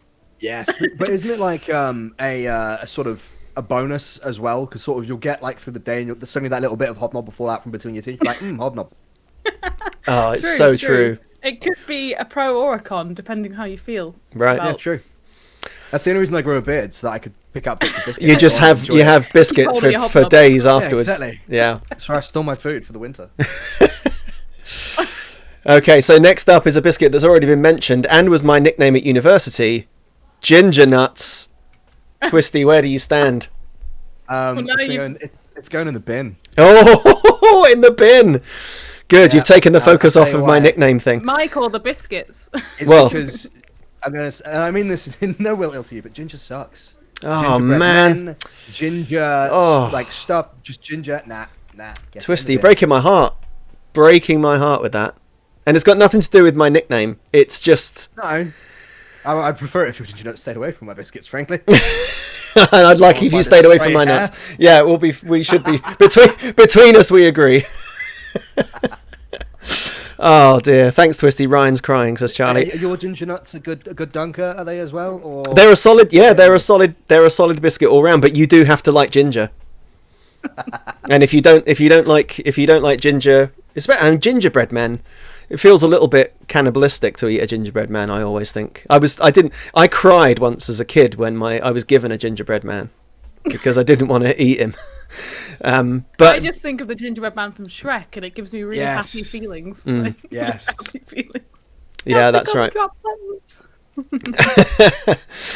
T Wallace, where do Tim Tams fall on the spectrum? They kind of don't, because they're chocolate biscuits, which I think are different. Aren't they just penguins? Well, I mean, penguins. Tim Tams are penguins. Well, you were in Australia and New Zealand for I don't know how much time, so you should have an opinion. I think Tim Tams and penguins are basically the same, but they are. Tim Tams are the best. They are different. What you do is you bite a corner off each side, and then you drink your coffee through them. Exactly, that's great. Look at Gab's face.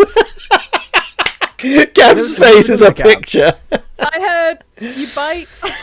You bite the corners, and then you cut something off. What? What you want to do is get yourself a penguin bar, bite the top right-hand corner off and the bottom left-hand corner off. Put the one corner in your titty, and then suck the tea through your penguin bar. Oh, it's bliss. Well, it works with Tim Tams, but I'm not sure that works with penguins as well. I think Tim Tams. I think Tim Tams are better because they're more hollow. No, I think they're basically the same. Well, anyway, I've just learned something new. I won't be able to try it because I can't eat chocolate anymore. But yeah, I think Tim Tams, Penguins, Club, all of those. They're chocolate biscuit bar. They're kind of somewhere between biscuits and chocolate bars, aren't they? Oh yeah. Yeah, I would say they're biscuits. Chocolate bar wars might be season 3. Well, I think they're. We'll have a penguin in there. I think they're chocolate biscuits, which I think is possibly its own category. But the thing is, no, if you cover the biscuit completely in chocolate, it's like a jammy dodger. Does it not make it a bar? Penguins are milk chocolate covered biscuit bars. So there you go, yeah. It has got biscuit, has got bars. Milk chocolate covered biscuit bars wars is too long a name, so we just went with biscuit in the end. Maybe we'll do a biscuit bar wars. Maybe, yeah, because we also didn't put any wafer biscuits on this. No, that's fair. Yeah, because I quite like the pink wafers, but Gab disqualified them when I suggested it, which is fair. No, it's fair. It's fair. I just needed to be told. Wafers just the only time a wafer should be involved is if ice cream is invited. Otherwise, get that wafer away from me. I think get that away from me. Oh God. Next biscuit. Next biscuit. Yeah. This is why Biscuit Wars takes so long. Right. Yeah. Starts like manic conversations. Okay. How about the classic rich tea biscuit? Rich tea is the biscuits you break out when you've got people around that you don't actually like. So I'm gonna go. They're the Tory biscuits. Yeah, exactly. I'm gonna mid tier because they're perfectly acceptable biscuits, but they're just meh. Whatever's. Just put them in the mid. It's kind of like neither here nor there. I think rich tea. So with Crisp Wars, what came up a lot was Doritos, and people were saying, "Well, I like Doritos if you've got salsa, but on their own they're a bit boring." Yeah. And I think Rich tea is possibly the Dorito of Biscuit Wars, because if you've got something to dunk rich teas in, like a nice tea or coffee or something, they're great. Good for dunking. But if you don't have a dunk, they get a little bit boring quite quickly, I think. Yeah, I would agree. But yeah. Also, if you haven't got like a drink with them and you eat like a couple of rich teas, they kind of turn to this weird paste. And it's they do. Exactly. Yeah. True. Right. Okay. Moving from a dull biscuit to a deeply interesting biscuit. Viennese whirls. Oh.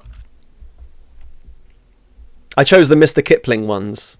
Oh, I've never had them, so... oh, have you not? Oh, God, so twisty. Biscuit, jam, cream, biscuit. So it's kind of like a jammy... It's kind of like a jammy dodger. Oh, it's kind of like... See, I don't like jammy dodgers. Oh, my...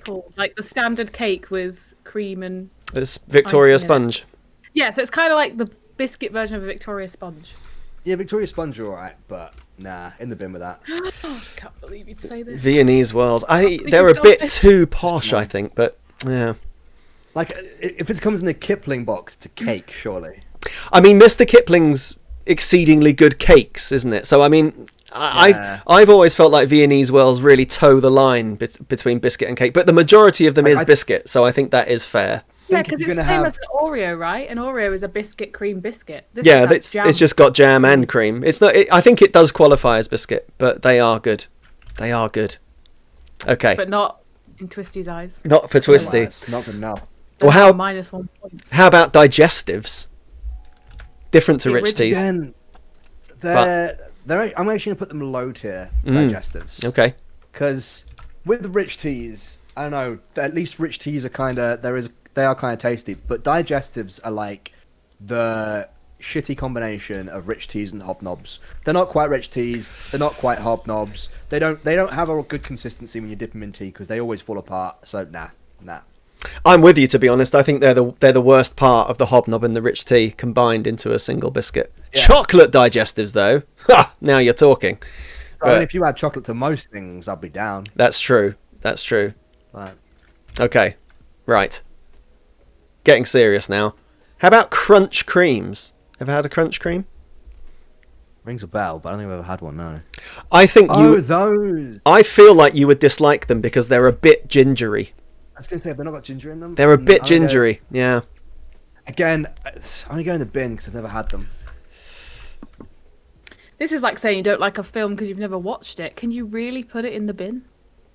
I think the guest is always right, Gab. I feel like this is what's it called? Presenter's bias. You're being ambushed. No, I think by any chance, Gabby, I'm just offering an alternate view. I kind of feel like I'm not for or against them. I think they'd be mid tier for me. I think crunch cream is like a ginger nut and digestive combined. Like that's what the biscuit is kind of like. It's kind of like a digestive ginger with cream in the middle. So if you don't love digestives and you don't like ginger, I think if you've never had them, I think you probably wouldn't like them, to be honest. So I think you're probably right. Agrees, but can he rate them if he's never had them either? See? It's a tough one. It is a tough one, but that, you know, there's always something. Shadow Strike said it's a bindemic. It's a bindemic. It's all right. There's more biscuits for us, everybody. Okay, I think we're getting into the realm of biscuits you kind of have to like now. So they could be controversial if any of these go in the bin. How about, I don't know if you say bourbon or bourbon. God I'm pretty tier. sure it's bourbon. Bourbon biscuits. Bourbon biscuits. There's no there. I agree. They are the anybody who goes, nah, custard creams are better. You're wrong. Yeah, I think you're wrong. You're wrong. Yeah, they're chocolate custard creams. How can they be worse? Yeah, it's like there are some people who legitimately go, nah, custard creams, mate, are so much better. And it's like, why would you not just have custard? Custard's great. Why slap it in a biscuit and make it cold? Exactly. I agree. Yeah, I'm totally on board. Can't argue. Maryland cookies, Twisty. Do you know what? I don't know if it's just me. But Maryland cookies used to be the best fucking thing. Someone broke out a packet of those. Mouth watering. Absolutely. But these days, they just taste a bit off. I think they taste stale now. Yeah, they just by default. You get a fresh packet, you open it, it's just like, oh, this is just crap. I still love them. Yeah, but they're gonna go mid tier. Okay. Because there are better cookies out there these days. I think you're right. Yeah, I don't think I'd reach for a Maryland if like Hobnobs were there, you know? Yeah. But like, because like you go to like the baker's aisle in any good like shop like Tesco's or Co-op or something like that, they'll have fresh cookies there that'll have that nice sort of like, they're still kind of crunchy, but they're also kind of doughy in the middle still. Yeah. Bliss. But Maryland's just like, they're itty bitty, teeny weeny, and they always taste kind of just off. Not off as in like the food's gone off, but just not quite right, you know? Yeah. I think you're also right that they've got smaller too, I think. I'm convinced of it. Or maybe I've just got bigger. But I'm pretty maybe we've just got bigger, man. I'm not sure which way around it is, but I'm pretty sure they've got a little bit smaller and they taste a little bit less chewy than they used to. Like they've gone a little bit hard and a little like as if they're a little bit stale. I agree with you completely. Okay. You've already mentioned these and I fear for them. Jammy Dodgers. Binter. Ooh, decisive. Oh no. If Katie was here, she'd be upset. Not even gonna hesitate with Jammy Dodgers there. Oh. Any particular reason? I'm furious. Not a fan of jam? Why would I want jam in my... I like jam in my toast, kinda. But why would I want my biscuit? I'm always a bit off with jam. I don't really know if I like jam or not, so I kind of agree with you. Why the hell would I dunk jam in my tea? No. Oh, Katie's been summoned. the moment that Jammy Dodgers went in the bin, Katie was shaken. Her head went a little bit funny, and she knew she had to come. Do you guys have Jammy Dodgers on this list?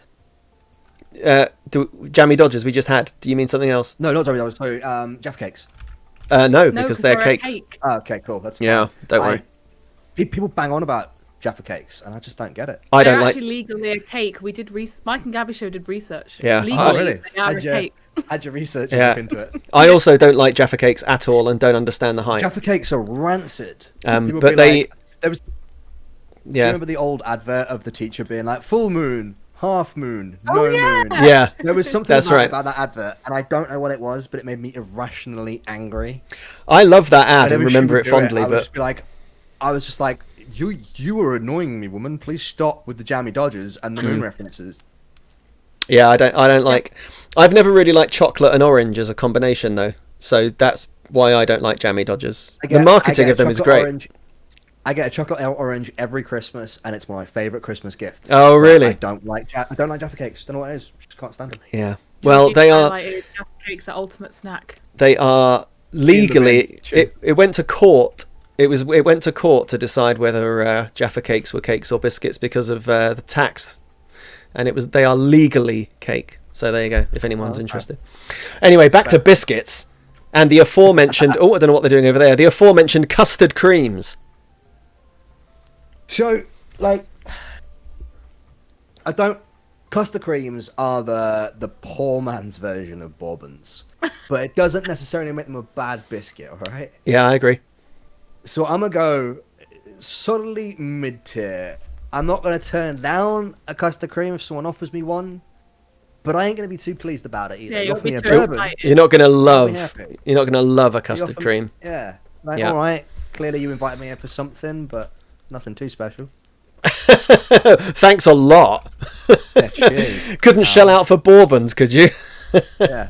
Couldn't reach for them top shelf biscuits. No. Well, I love a custard cream, but on this list, I think I'd go top tier for custard creams personally. What about you, Gab? Yeah. I mean, I like custard creams, but I agree that if custard creams and bourbons were put out on a plate at a party, I'd be at the bourbon plate. Yeah, same. And it would only be when Twisty comes along and eats them all that I'd go to the custard cream. Yeah, you take them right. as the consolation prize, but you wouldn't have to worry because there'd be loads of jammy Dodgers and Viennese whirls laying around. If Yeah, I mean, so I've we'd done the be Viennese well. we'd be fine. Yeah, we would be fine. Okay, so aforementioned chocolate hobnob, considered to be separate from the regular hobnob on this list. Like, no hesitation. Yeah, I could have put them there earlier. You already You take something good and you put chocolate on it. Well, it's a no-brainer. Yeah, I What if agree. you had to pick In fact, I'm between going to make them bigger. normal hobnob and chocolate hobnob? Would it be chocolate? Chocolate. What would you pick? I think I'd pick normal, you know. Would Really? you? Chocolate gets too much. You for me absolute after a while. deviant. I can't eat a lot of chocolate. I know I've just said that I prefer bourbons to custard So- creams, but like, I definitely get what you're saying. They do get chocolate does get a little bit much after a while, but but it is nice when they That's- melt in tea. That's what it's I like always about it. nice to have that line where it's like, I should probably stop eating these now. And at least with chocolate hobnobs, they're kind of your best mate as well, because they get to a certain point and it's like, all right, love, you've had enough now. You should stop. And they Yeah, remind that's you- I mean, right. that's what I I know. tell myself. I don't know if I stop eating it. Like, that's a different issue. Yeah, hobnobs, they stop you, don't they? They're like the bouncer Yeah. of biscuits as well. They're like Or you just choke on them. And that's then you enough, have mate. to stop. But that's what I mean. Like, they make you almost die, and that's their way of saying it's probably just time to just check out now. They're a tasty snack and your best mate at the same time. Yeah, agreed. Just try and look after you, that's all. Oh, King Meatbot says, where would wagon wheels go? So wagon wheels was also a consideration, but I think there's not. Chocolate bar, I think. They're more of a chocolate biscuit chocolate bar. But in So the they. bin, regardless. Oh, in the Might bin. have to Oh, do- I love Yeah. wagon wheels. We But might have to do a snack wars, which is all these things that don't quite fit in. So you know, what did we have in crisp wars? It wasn't a crisp. The mini cheddars. Mini cheddars, right? Yeah. Snack war. Really? Not Yeah. crisp? Okay. Nah, definitely not. Okay. No, it's a cracker. Yeah. Anyway, let's not get back into that. Let's not get back into that. Let's go chocolate That was fingers. season 1 drama. Chocolate fingers, god tier. Correct answer. Oh, also, have you seen, this blows my mind every time, have you seen the chocolate fingers that are half white chocolate, half milk Oh, chocolate? I've not seen the half and half ones. Oh. I There's think I'll ones smell where blood. it's like it's the biscuit, then it's covered in white and then covered in milk. Oh, I've not. They No, are so good. I've not seen Dark that. Chocolate Chocolate fingers fingers. are just so Moorish as well. They are. Now that's the table I'm standing at. Yeah. Give me a pack of chocolate fingers. and Love they're a chocolate gone. finger. Ugh, that's what she said. And you can spell out letters with them, like they're versatile. That it's not just a I said- circle shape. It's not just a circle Okay. shape. Do you You know could. why I love biscuits? Because I can spell with them. Yeah. I mean, if you If you needed an SOS because you're choking on your hobnob. If ever you're ever coming around for dinner, I'm just gonna get you a can of alphabetti spaghetti, and you'll be happy. That's right. Or just the spaghetti hoop, so she just says, "Ooh," everything. She should just pretend to be a ghost. Ooh. Well, no, the reason I bring it up is because we were saying with crisp wars that certain crisps, because they were a fun shape, made them better than what they are, right? Like pom bears are better because they're in the shape of a bear. So Yeah, like just have Space to Raiders were offer the best because you can make little cars with them. yeah. Yeah. Or the Oh, Transformer snack, where snack. you literally Yeah. could Yeah, build a Transformer car. snack. Yeah, Yeah. that's right. So Do you guys think sandwiches taste better when cut into triangles? Probably, yeah. Never Yeah. really thought about it, but yeah, I think so. I always cut my sandwiches into triangles. Always. But if I don't, because I've got a beard and I bite into like a rectangular beard, I get like stuff all in my beard on either side of my lips because so you've got to cut into triangles. Got it. There you go. Beard facts, beard knowledge. Yeah. We need more of that. Yeah. If you had enough chocolate fingers, you could build like a tent, like you could make a shelter out of them. You could have food and shelter Survival if you 101. had enough chocolate fingers. If all you had left in the world was the chocolate finger factory, but the roof had come off because it's the apocalypse, you'd be fine for a while. True. Just like someone in chat said smaller bites, and it's like, clearly you've not seen the size. Smaller bites, yeah. Smaller bites. As if, Clayplay. As if. Okay. Bigger sandwiches. Okay. How many we got left? 2 more. 2 more. Here we go. Oh, Walker's shortbread. Or just shortbread, but I mean Walker's is the one. No. Nah, you're right. In bin.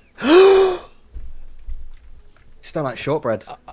I'm outraged on behalf of the people of Scotland. Unlucky. And I know that they really love it when I speak for them. I think shortbread is a little bit overrated. Oh my god, you are filth. It's like the two of you. Everyone sees like a gingerbread man, and they're like, "Oh, gingerbread man." It's like, no, just get a cupcake instead. They're much better. Oh, I love shortbread so much. Can't stand shortbread. Man, I can't believe Marky can't believe it. There's a few people said he prefers tall bread. A few people in chat are struggling with them going in the bin. No. Prefer tall bread, Grieve. Yeah, nice. I don't. I prefer shortbread. I thought you were a decent human being. I was wrong. It's weird, Marky. You've been in my stream. Clearly, you know I'm not a decent human being. I've certainly had this discussion before. Yeah, Laura. I love that. I love that username, Laura. As a Scottish resident, I'm appalled. There you go. I didn't even need to say it. I agree. I'm sure there are, but in this list of biscuits that are here, they are the weaker link, I'm afraid. Oh, as are many of the others, it would seem. Gosh. Yeah, along with all the others that you've put in the bin. Well, okay. Yeah. Final one that we've got on our list is the chocolate digestive. Surely the king of biscuits. Hang on, steady on. I think digestives are like the Walkers of crisps, right? Like they don't disappoint. They don't do more than they need to do. Do you know what? It's torn between mid and top tier, I think. And just for the sake of spreading the love a little bit, I think it's going to go top tier. Top tier. I agree with that. I think that's fair. Yeah. I don't think they're as good as chocolate-covered hobnobs. Like, Christ, no. But they are good. I do like the lack of a fear for my life that you get with a digestive. You know, the chocolate. If you have the combination of the two, hobnobs is when you've had a few and you're like, yeah, let's do it. It's like nicking a shopping trolley and seeing how far you can get with it. That's kind of what a hobnob is for me. Whereas a digestive is like a nice, safe, quiet night in, just with a sherry or whatever. I don't know. What do people drink now?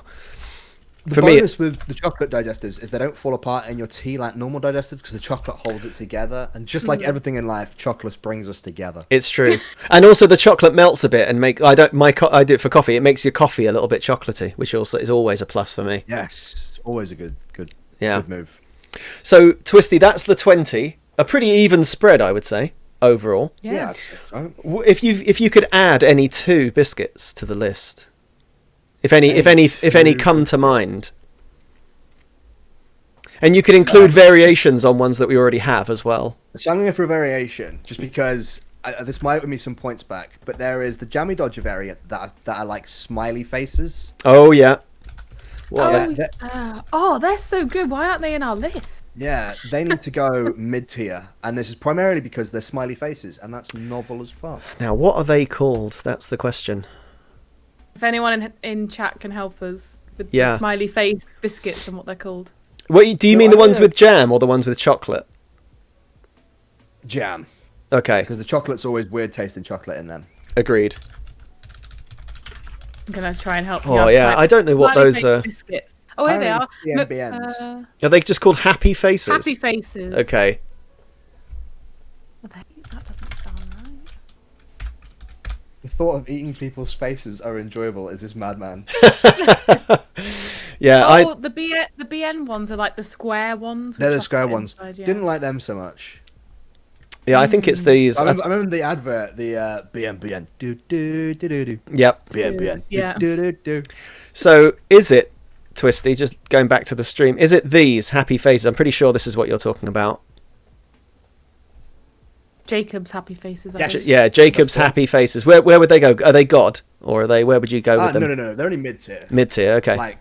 Like the bottom line is they're still biscuits full of jam, so they're still great. But they win some points back because look at how happy they are. I'm sorry, but you can't be sad eating happy food. I feel terrible eating anything with a smiley face, to be honest. I feel like... Maybe it's just the vindictive side of me. Maybe you want them to... I'll turn that smile upside down. I picture the faces of my enemies and go to town on them bad boys. Okay, and you don't have to add another one, but you are welcome to add another if you wish. So, like, for me... Oh, go on. Are clubs biscuits or chocolate bars? I think they're somewhere in the middle. They're kind of biscuit bars. I don't think we can really have club because they're not really biscuits as well. Yeah, Kit Kats are also wafer. Yeah. Oh, they are wafer. Yeah, you're not wrong. I put Kit Kat in like the chocolate bar category, I think. Yeah, so there's a fine line between them. You can get the big ones, can't you? Like the Kit Kats that are literally chocolate bars. That's true. Yeah. With peanut butter in. See, I like the dark. I would go dark chocolate digestives for example, as a variant, which we don't have any dark chocolate biscuits in here. I love dark chocolate digestives. Personally, are amazing. Do you like dark chocolate ones? I'm gonna go because I talked about them earlier, but I'm gonna go for the white chocolate variant of the Oreos. Oh, they are good. Yeah. Because I need to leave behind my mark, and since that is my favorite biscuit, that's the one I'm gonna leave behind. It's a good one to add. It is. It's great. So is it this one where they're actually covered in white chocolate? Yeah. Okay. So they're just normal Oreos, but then they're just covered in white chocolate, and like, yes. That sound you just made. I stopped buying them because I couldn't stop eating them. Same. I mean, I can't eat them anymore since I went vegan. But before I was vegan, I would eat the whole box of these in like 2 days. So I guess I'm trying my damnedest to lose weight, so we're not allowed biscuits in the house at the moment. Oh, we're so sorry that we made you do this. That's right. Make you crave all the biscuits you enjoy. The thing at the moment is I've given up fizzy drinks, and as someone who used to go through like one of those 2 litre bottles of Pepsi Max, like one a day. Oh man, that is rough, man. Yeah. So I've tried to reduce pop. I put them God tier, I assume. Yeah, 100%. Yeah, after the lyrical waxing. Tier, so we'll have to settle for God tier. Yeah, there is no tier above God tier. Maybe that's something we need to introduce, Gab, is like a kind of ethereal tier where the only one thing can go in. I think if we didn't let Virtute have an additional bin tier, we can't let anyone have an additional God tier. He wanted like a bin tier that was even worse than the bin tier. Yeah, he put pretty much everything in the bin. Yeah, and he was like, I need one that's worse than bin tier. He was just being bin chaos. Tier is a -1 point, so we couldn't give another -1 point. That's fair. Yeah, that'd be too harsh. But here is the results of TwistyShape's Biscuit Wars. We'll be running this throughout the whole of season 2, and then we'll announce the winning biscuit. And I mean, this is going to stir up people on Twitter for sure. I mean, there's a lot of very controversial choices in here, I think. My body is ready. I can handle it. Yeah, get ready for it. We do not count ourselves responsible for any backlash you might have. No, that's right. Wait, I don't remember that way, but... And that's Biscuit Wars. I'm going to switch back over to the game. Mm-hmm. Oh, yeah. And we'll head back into it. But we'll post that on Twitter for anybody that wants to have a second look at it a little bit later. If you want to relive it. If you can bear to, in places. Now, definitely some solid choices in there, I would say. I agree with you for the majority, to be honest. I think all of your God top, mid and low tier I agree with, but some of the bins were... there were some tough ones in the bin tier. Yeah. But back to TwistyShape. Back to chatting with Twisty. So are your not his controversial biscuit opinions. So do you upgrade? Just asking about because you're upgrading your character. Oh, well, I was going to ask if you upgrade both characters or if it's just Kratos. So, Atreus is your support character, so he plays a part in it as well, and it's quite cool because his animations change as the game progresses. He starts off as kind of a scared fighter who spends a lot of time hiding behind Kratos. And then as he levels up, his animations actually change. And then you'll find him backflipping off enemies or trying to hold them in place so you can hit an extra attack. And based on the gear that you give him, you can change his armor so that he does support things, finds you extra health, you do extra damage if he's stunned them, etc. And then the other one that you add is this here, the Wraith of the Wolf. So I have Wraith of the Wolf, Falcon's Jibe, Biter Squirrel, Boar Stampede, or Murder of Crows, and he summons different creatures based on these special arrows. That's cool. Bitter squirrel sounds like a cocktail I had once in London. That's what I thought when I read it earlier. I was like, I don't remember picking this up. But yeah, it's just, I don't know why you'd want a squirrel. I could have a pack of wolves or a squirrel, you know. It's true. Whatever takes you fancy. So you've got a new gaming podcast coming out, I heard. Oh, yeah. Heard through the grapevine. Bearded and Badass. Hell yeah. So I have tried, this would be my third podcast sort of attempt kind of thing. I tried one with I did one with my partner for a while called Fluff and Gruff. But due to like time constraints and admittedly a little bit of anxiety, we decided to knock it on the head for a little bit. It might come back a little bit later, we'll see. Which is basically me and my girlfriend talking about video games. Me being, admittedly it's perhaps a bit self-titled, me being more of a hardcore gamer, whereas her being a bit more of a casual gamer. So we would have contrasting opinions, and we normally talk about stuff a lot in our household anyway when it comes to video games because of our contrasting opinions, which makes for good conversation. And so that was a fun podcast for a little while, and then I tried doing this thing called Meanwhile on Earth, which was another podcast where I had different guests on. We talked about video game news, so I get their opinions on what they thought of different video game stuff. We lost your mic for a second there, Twisty. Am I all right there? Yeah, you're back now. You're right now. Yeah, all right now. Is there anything you want me to repeat? No, it was just for a couple of seconds. You're good. No worries. So yeah, I had Meanwhile on Earth, which was I invited guests on to share their opinions on different video game stuff and everything like that. The only thing was at least when I was trying to do this, guests were kind of thin on the ground, and certain people that I was inviting, put this in the nicest way possible. Some people, when it comes to being gamers, are introverted, and when you go, "Hey, talk," they go, "No," right, and then it makes for a very awkward situation. Mm-hmm. So the guests that I was inviting were people who weren't necessarily streamers or anything like that, and it made it just a little bit get that momentum going was kind of a bit of a struggle. So this time around, I found another streamer that I really enjoy, and who is a friend of mine called Mr. Lister Blister.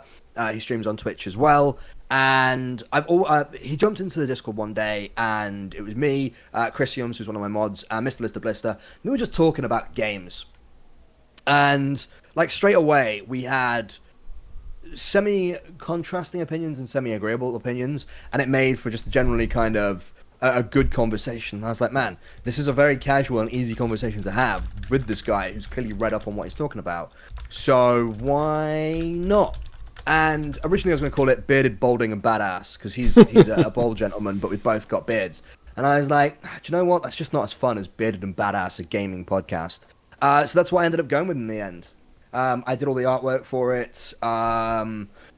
Weekend just gone, and now, last weekend, and now just waiting for one of my Anchor accounts to clear up before I start putting things together, and then going from there. So hopefully starting maybe the start of February.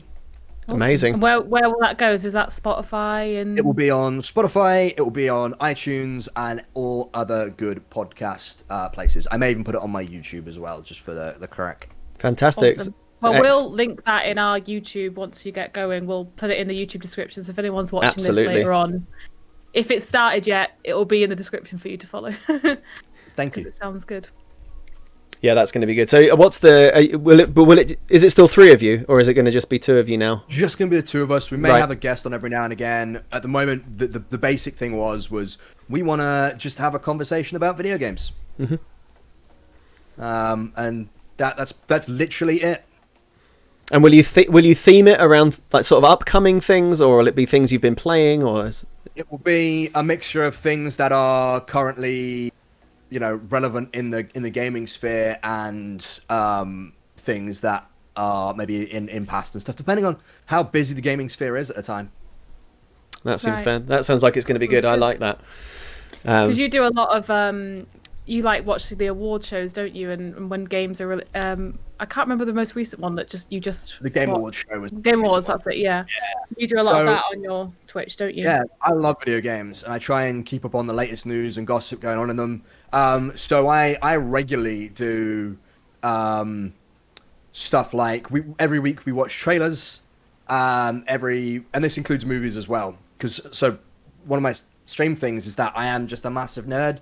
So comics, movies, and video games, always just chatting about them. And it's nice because I find a lot of people go, I don't even know where to look. I'm so lost in terms of how to get this news or anything like that. So why not provide just a place where they can come and discuss it together? Mm-hmm. Yeah, there you go. If anyone wants to keep up with the latest, TwistyShape is your man. Yeah, Bearded and Badass coming to a podcast platform near you. Absolutely. Super excited, actually. Yeah. Sounds like it's going to be great. Yeah. Let us know when you've got like a date for the first one being released, and we'll definitely push it out. And that kind of leads into another question I was going to ask you earlier, because I was, obviously Gab and I are doing this as kind of a podcast. It's more of a, I don't know, what would you call this? We still haven't really decided what we're calling this. Talk shows. Yeah. More because we're visual as well, right? Yeah, definitely. So it's a little bit of both. It's a little bit of both. I was going to ask you about comic books, as you mentioned about being a bit of a comic book nerd, and it's what drew me to your channel initially, all of the sort of comic artwork and everything that you put on Twitter. And I really wanted to ask you, there's a couple of things about comics that I wanted to ask, but you were talking earlier about the fact that, comic books, which used to be the reserve of the kind of nerdy kids at school, like me, and like you, I guess, has now gone mega, mega mainstream. And I wondered if you've got any things that are like, that wind you up now that things that used to be the reserve. What's your biggest eye roll when the general population get comic books wrong? Because there must be loads. For me, the one that is always wrong is Spider-Man's name. Because it's like Spider-Man, right? But it's never written that way. Can't get the hyphen. It's never written with the hyphen. Yeah, and I think it's forgotten a lot. And I'm kind of a bit of a spelling idiot, and so that really winds me up when I see Spider-Man written as one word. I'm like, God damn it! This is all Batman's fault. So I don't know. I'm honestly kind of really don't have many things. A lot of people like go, oh, but Iron Man's like this, isn't he? And it's like, oh, he is in the movies. And because comics are this thing where I foresee comics, at least for like somebody who doesn't like normally read comics. Comics are like this kid's merry-go-round that's already going round, and it's spinning around at like max rate, and it's like, shit, can I jump on now? Can I jump on now? When can I jump on? And I realized that it's kind of tough. So I like to think that for the most part, I don't really have a pet peeve. I just try and like be like, well, actually, I do that kind of push his glasses up nose, actually, kind of thing. Or I just go, oh, well, if you enjoy that, you should check out this. And thankfully, there's actually a subsection of TikTok which has people who are like, oh, but if you want to get into comics, this is what you can do, and this is where you can start. But I think if it comes down to anything, when it comes down to like comics, is how people think the X-Men consists of Wolverine, and Wolverine alone. Right. Like that always really annoys me, because it's like, go and look at X-Men, and you'll see there are so many awesome characters than just Wolverine. I agree with that. Wolverine seems to be the most marketable. Maybe because they found an actor that was so perfect to play the character. Hugh maybe Jackman, beautiful man. Yeah, beautiful man.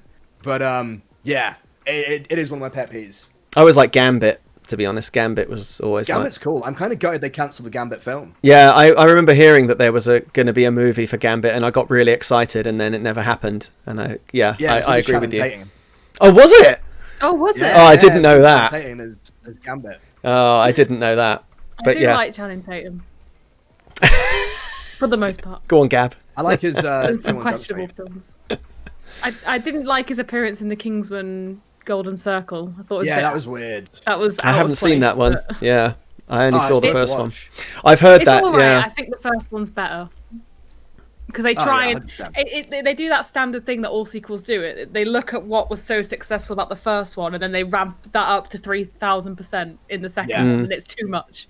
I say that with Guardians of the Galaxy 2 as well. Like, they were like, oh, people like that we're funny, let's just throw a joke every other dialogue line. And I've done that too. Yeah, I didn't like Guardians of the Galaxy 2 at all, really. Kind of just made like Star-Lord, and you're just like, all right, prick, calm down.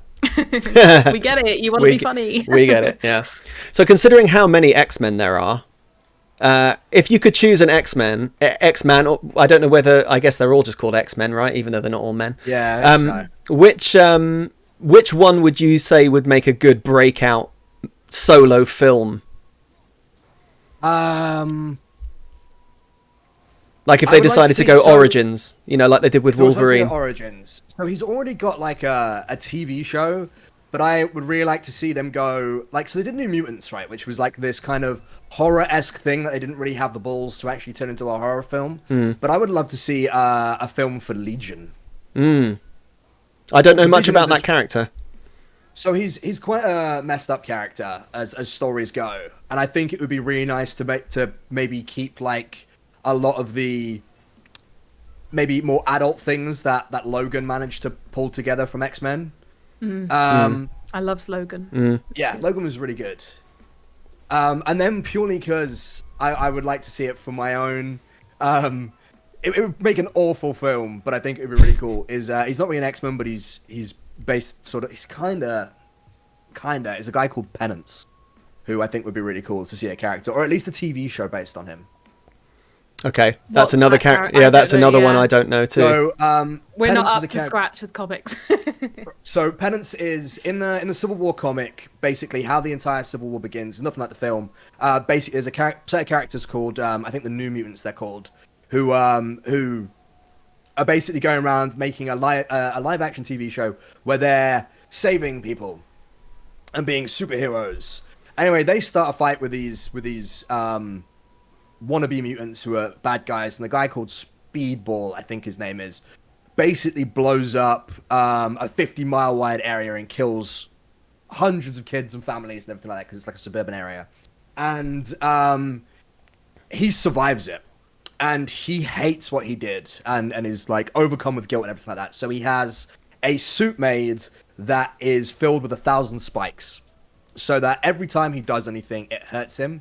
And these 1,000 spikes are supposed to be a representation of like all the lives he took. And it's just like a really cool, I think, plot about what happens sometimes when you're a superhero and stuff goes wrong. Yeah. And you're not as much of a hero as you thought you were. And I think it makes for a really good story, and something that's a bit of a juxtaposition to what we get with a lot of superhero stuff that we see at the moment. And I think we could do with something like that, kind of like The Boys is at the moment. Yeah, I haven't started watching that. I've got that. That is at the very top. We're just watching Mad Men because we've never seen that. As soon as that is over, I've insisted that we watch The Boys. I'm really looking forward to seeing it. Boys is great. I've heard really good things. Katie, I don't know if she's in the chat, but she always says how good it is. Yeah. I agree. It's nice to do another angle from this is a superhero and he doesn't do anything wrong. He's just a hero, It's nice to see them. I guess it's more relatable, right? To have these heroes that don't always use their power for good, but not necessarily intentionally. They just didn't see the outcome or whatever. I think that's why I like the Punisher so much. Oh, I love. He doesn't really have any powers, but he's not necessarily a good guy. No. Or he's like a good guy doing bad things and stuff like that. It's quite cool. I don't know him from the comics, but I watched the Netflix show. Yes, it's great. Yeah, it's and great. I mean, that's one of my favorite all-time TV shows because it's so good. I mean, I really like things that question morality, right? And I think that is the embodiment of the Punisher. Like, he is not a good man, but you still want him to succeed, as weird as that sounds. It's really good. I'd recommend it to anyone who hasn't seen it. I love it. Watchmen does quite well with that sort of narrative as well, I think. Yeah, Watchmen is brilliant. I haven't seen the TV series yet, so I don't know if that's any good. I haven't either. Things. Yeah, I've read the graphic novel and seen the film, which they're kind of quite different, but it's a similar. I mean, it's a similar idea, isn't it? I just think the film was very ambitious and was a real study in computer generated penises. As well. it was a real who's who that put that together. But yeah, I thought that the morality in that was kind of interesting because you've got a group of people that are trying to do the right thing, but they're all kind of doing it in their own way. So they're not very united, and they're aware that they're having an impact on the world. They're not just being good guys running around fighting crime. There's much more to it than that. Yeah. Anyway, yeah, though I wanted to ask you about that because I'm curious because about this kind of solo films, because Marvel. I don't know what you think, how you feel about the sort of Marvel versus DC film universe. I mean, Marvel have got them on toast. I think in terms of terms of quality, there's no competition there. Zack Snyder ruined everything. What? But yeah, I'm really looking forward to where they're going to go with the whole Marvel thing now that they've kind of come to an end of this whole phase. And no spoilers, because I still haven't seen Endgame. Oh well, don't worry. I mean, basically, Endgame represents the end of this phase of the movies, and they're going to just move on and do different things. And so I'm curious. Yeah, maybe we shouldn't talk about it if Gab hasn't seen Endgame. But I think I know everything that happens. I'm curious about where it will go, but we don't need to talk about it. We can talk about it another time. I was going to ask just a fun question, because we're talking about X-Men. If you could have one of the X-Men's powers, which ones would it be? Because there's some cool ones in there. There's a really cool one, and so straight away I was like, oh man, there's one that I really want, and then I was like, actually thinking about it, that would be a nightmare. There's an X-Men called Forget Me Not, where if you're not looking at him, you forget he exists. That would be tough, especially that would be being tough. A streamer. Yeah, it makes life very awkward. Yeah. I would quite like Gambit's powers. Yeah, I love Gambit. I want the suave coolness that comes with it as well. I don't know if that classes as a power, but it does now.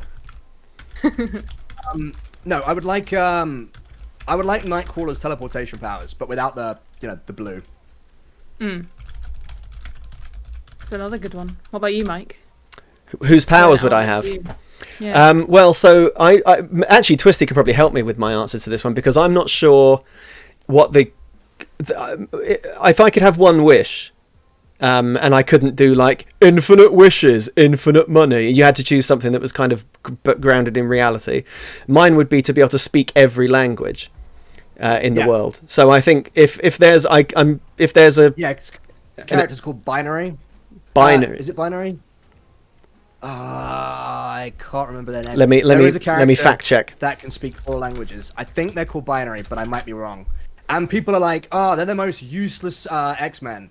And it's like, no, actually, they're really quite powerful, because they can speak every language. Not just English languages. They can speak every language. Yeah, I think that would be something that I would want for myself, like in real life. So I think I'd probably choose that. That would be cool. Yeah, because I mean, there's always something, isn't there, with superpowers that you can always argue the other side. Like when I was a kid, I thought I wanted to be able to fly, but then after a while, you realise that you're going to spend the majority of your time not flying. So being able to fly is useful, I suppose, but then also go invisible. When is that ever going to be useful? Yeah, I use a lot of people are like invisibility, so I can sneak into people's bedrooms and look at them while they're getting changed. And you're like, well, I mean, after you've done that a few times, presumably that starts to get a bit weird for everybody. Yeah. So yeah, I think the languages one. I'm trying to look up. This character Binary. I'm not even sure on my answer. I can't think of one. Yeah, I was going to say, what would yours be? I don't know. I feel like I've forgotten every single X-Men when I asked that question. Now I can't think of an. Oh, sorry, not Binary. Cypher. Cypher. That name makes sense. Yeah. Yeah. Yeah. Because I read a fact about him recently, and he can speak Binary, which is why it's kind of scary, because he can speak all these different languages. He can suddenly be like, oh, well, I need to talk to God, for instance. Good job, I can talk the language that God talks. And it's like, oh, that's actually kind of terrifying. That's a cool one. Yeah. That's a lot of power to have, really. Yeah, a lot of people were like, he's the most useless X-Men. And it's like, well, he's not. Because think of all the people that he could convince to do things that might not be so nice, or might be quite helpful. I think that's a good one. Yeah. That was going to lead me, which isn't really related at all, but it kind of is to, I want to hear about the less than legal pub that you worked in. Oh, yeah. Oh, yeah.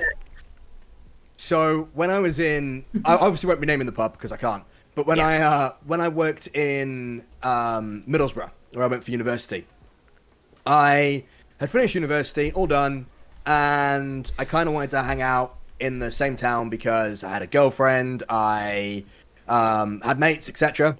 Believe it or not, and I. Of course, we believe that. Well, as if you wouldn't have mates. And I was like, "Oh, I need money." So job came up, you know, paid okay, cash in hand kind of thing, that sort of thing. And I was like, yeah, why not? And then I went there, and this pub was kind of in the town centre, but far enough away from the town centre that it was kind of off the beaten track, as it were. Mm. And I worked there for about a year, maybe a little bit longer, and it only took me a couple of days before I realised that this pub wasn't all up to code, basically, because I had a guy come in. I had a guy who went into the beer garden, shall we say, and decided it would be a good idea to, instead of going to the bathroom, piss up the back wall of the garden. Oh. And the guy came back in, because I turned to the manager at the time and was like, you realize there's a guy pissing up the fence out there? You can see him on the security cameras. And the manager went out there and was like, oi, what you doing? And she was like, oh, so-and-so caught you doing it on the camera. So he comes storming in and basically says, oi, you little fucking snitch. You wait at the end of the night, I'm going to be waiting outside the back for you. Oh, shit. Basically, was like doing it. Anyway, he wasn't, obviously. They never do. And I told the guy who owned the bar that this had happened. And he looked at security cameras and was like, right, I know who it is. And we didn't see the guy, who was a regular at the time. He didn't come in for, I'd say, about a week or so. Next time he comes in, he's got a broken arm, his eyes all bloodshot and like smashed in, and he profusely apologizes to me because, and I quote, I was high on E at the time. And then I was like, okay, what's a standard pub thing? And quickly realized that he was a dealer who was always out the back selling stuff.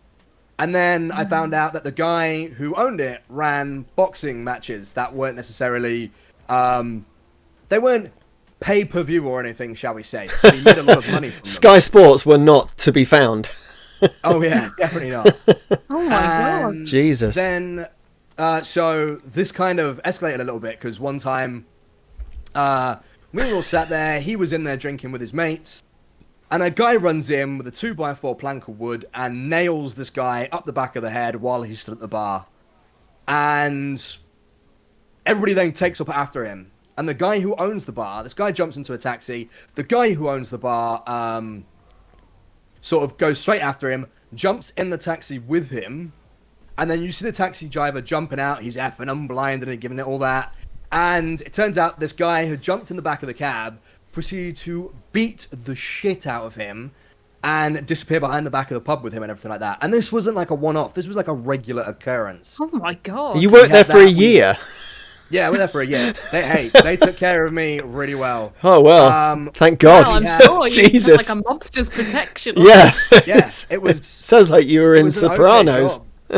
There was women of the night that used to come in quite regularly. I, being as naive as I was, didn't realise. They'd always used to come in and be like, have you got any change? Can I use your bathroom and everything like that? And one of the older gentlemen who was always in the pub was like, be careful around her. And I was like, why? What's wrong with her? And he was like, do you not find it funny how she never comes in for a drink, yet she's always in here? And I was like, no. Oh, I just died. And it was like, oh, well, she works in the area. I was like, what do you mean? He was like, think about it. She works in the area. And I was like, no, I ain't got a fucking clue what you're on about, mate. He goes, she's a prostitute? And I was like, oh. Yeah. He works in the area. Yeah, works in the area. Oh my god. Yeah, that was a very awkward situation. Very regularly we'd find like the standard sort of baggies of drugs and everything. I had this one guy who threatened me with a machete once, which was terrifying. Jesus Christ. Never seen him before in my life. He came in, he was sat down, he had a backpack with him, and he already looked pretty half cut. But anyway, he disappeared to the bathroom, and I hadn't seen him for a good like half an hour, 45 minutes. And I was like, can you pass me the guy's bag? He's in the bathroom. I just want to keep behind the bar because I don't want to just sitting out there because you never know what's going on with it. And the regular went over and picked it up for me, came back, and it was open, and he sort of glanced inside, and he was like, holy shit, and pulled out this machete. And I was like, the fuck? And then next to it was, I don't know if you've ever worked in bars, but there was a decanter-sized bottle of vodka, which is, you know, in bars, there's the giant bottles on the back shelf to take the glasses into. One of those, empty, completely gone. And it looks like the guy had drank all of that. So he was in the bar, still drinking. How he managed to get through an entire bottle of vodka that big and still standing blows my mind. Like, props to the dude. But I was like, I'm going to call the police. This guy has a machete on him and is very, very drunk and is, as far as I'm aware, hiding in the bathroom. So God knows what he's going to do. And the guy, the regular at the time was like, I can't let you do that. I can't, in good conscience, let you call the police on somebody without giving them a chance to get away. And I was like, well, you do you, but I'm calling the police because I'm kind of worried right now. Yeah. So anyway, he told the guy, obviously, the guy was not happy. Oh my goodness. So yeah, effing and blinding, asked for his bag back, and I was like, mate, I'm not going to say anything to the coppers, please just leave. Because you've got a dangerous weapon with you, and I'm kind of a bit concerned. Thankfully, the whole thing de-escalated pretty quickly. But, yeah, it was a very peculiar situation to be in, to say the least. My shoulders ache from this story. Yeah, like, I need a massage after that. That is... I think I've got all the tension of that 1 year that you were working there just flowing through me. Yeah. Jesus I don't know what I was expecting from you worked at a less than legal pub, but it wasn't that. Yeah. That's like the tip of the iceberg of some of the stories. Some of them were quite weird, but hey, they were always really friendly to me. They were always, you know, if I needed time off or if I couldn't make it in, they were always super chill. And yeah, it was a good bar to work at. Wow. Amazing. Things you listed above. That's amazing. That is amazing. Oh but I guess you learned a lot from working there. I mean, you've experienced more from working in that one bar than a lot of people will have in their entire lives in terms of the other side of society. Yeah, just how some people live their lives. It's definitely an eye-opening experience, to say the least. Jesus. And that was in the UK, because when we were talking before and you said you worked in a less than legal pub, I was thinking, oh, this is going to be one of his Australia, New Zealand stories. This was in the UK. Wow. All places that I worked in Australia and New Zealand were great places to work for, and all were above board. Yeah. I was going to got any good stories from that? No, I was going to ask the same thing. I was going to ask because I mean, so was it that you had a break? You said you decided. I forget exactly the detail. You were at uni and you decided to take a break from your vocation. I finished everything at university, worked at a bar for a year, I had a bad breakup and was like, right, time to go and do something else, I think. Otherwise, this is going to put me in a tailspin. So my folks were living out in Oz at the time, and they were like, hey, come stay with us for a little bit and see how it goes. So I was like, yeah, okay, why not? Got the plane ticket, went out there, and then lived there for a year. Had a bit of a kerfuffle with visa, so I didn't stay there for a second year. Ended up leaving for New Zealand instead and stayed there for a year as well. So yeah, I didn't do much in the way of traveling while I was there. I kind of went to these places, hunkered down in these places, and then did a couple of trips away from them. But yeah, otherwise it was. I recommend that if you ever have the opportunity to do something like that, do it. Just try and get elsewhere for a little bit. Definitely true. I mean, I've done that permanently, but yeah, I completely agree. Traveling, I've learned more from traveling than I have from anything else. I've never done what you did though, Twisty. Actually, go and be first of all that far away. I mean, I'm only about 1,500 miles south of where I came from, so it's not too far. But moving to literally the other side of the world is a big step. I went to New Zealand with £1,000 in my pocket and. I had a week in a hostel, and that was the only accommodation I had planned. And I was like, mistakes. I've made them. Mistakes were made. I don't know. I feel like you've got a little bit of Kiwi in your accent, and I might be wrong. Yeah. I feel like I can hear it.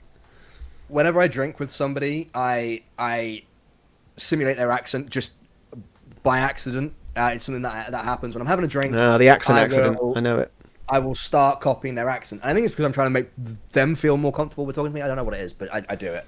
And I did a lot of drinking when I was in Oz and in New Zealand. Every night, it's like, what are you doing? Nothing. You have a drink? Yeah, right. Yes. And you go for a drink. It'd be like, and from that, I would start picking up a lot of accents from people I was drinking with who were generally Australians or Kiwis. And from that, I just started having an Aussie accent. I've lost it for the most part now, but every now and then a few words or phrases that I will say will just have an Aussie or an oceanic twang to them. I can definitely hear it. Yeah. I do that with if I start hanging out with someone a lot, I'll pick up their habits and like things they might say, and then people be like, "Why are you saying that thing that so and so says?" And I'm like, "I don't know. It's part of me now. Like I can't help it." It's rapport. It's really bad. Sorry, go on. It's just rapport, and that's just part of rapport building. It's not unusual. Because so my significant other is quite for lack of a better term, cutesy wootsy. And she'll say things like footsie wootsies, and that's fine when it's her saying it, petite girl, big hair, kind of thing. But when I go, I see you put some shoesy woosies on your footsie wootsies, and everyone looks at me like I deserve an institution. Hand in your beard. Yeah, it's just like, you all right, mate? Like, no, clearly I'm having a stroke. That's funny. It is funny to hear you say it, though. So, if you've been to plenty of places, we tend to talk about food a lot, as you've probably noticed from Crisp Wars and Biscuit Wars. I always like food here on the Mike and Gabby Show. We're a big fan of food, and assume that most people are a big fan of just eating. So I don't know anything about the food over in Oceania because I've never been there. So if you could import one dish from, say, Australia and New Zealand, take one of each, that we don't see very much, what would you bring? So if I got to bring any sort of food stuff, it would be crocodile meat. Oh, okay.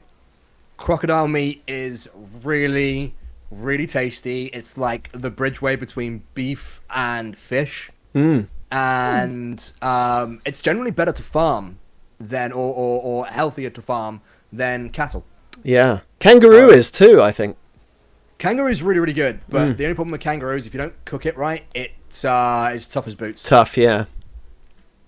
But yeah, kangaroo. I think you can get kangaroo meat in the UK. You can, yeah. It's a bit more common now. But yeah, crocodile's an interesting one. How do you? I've never seen kangaroo as an option in the UK. Oh, you do see it occasionally, but not that. I mean, it's not normal, but you would never find crocodile anywhere. I don't think. Well, how do you eat crocodile? Do you just have it like as a steak, or is it? Yeah, do you see it? We had it as mince in tacos. Oh, nice. Crocodile mince. Crocodile tacos. Mate, that sounds awesome. It sounds so bizarre. Yeah, it's pretty weird, isn't it? But it's super tasty. No, it sounds good.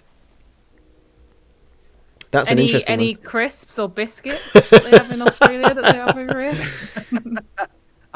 No, it's generally kind of all the same, pretty much. They are a big fan of like Vegemites. They have like Vegemite crisps and stuff, but that's your Marmite, isn't it? Yeah.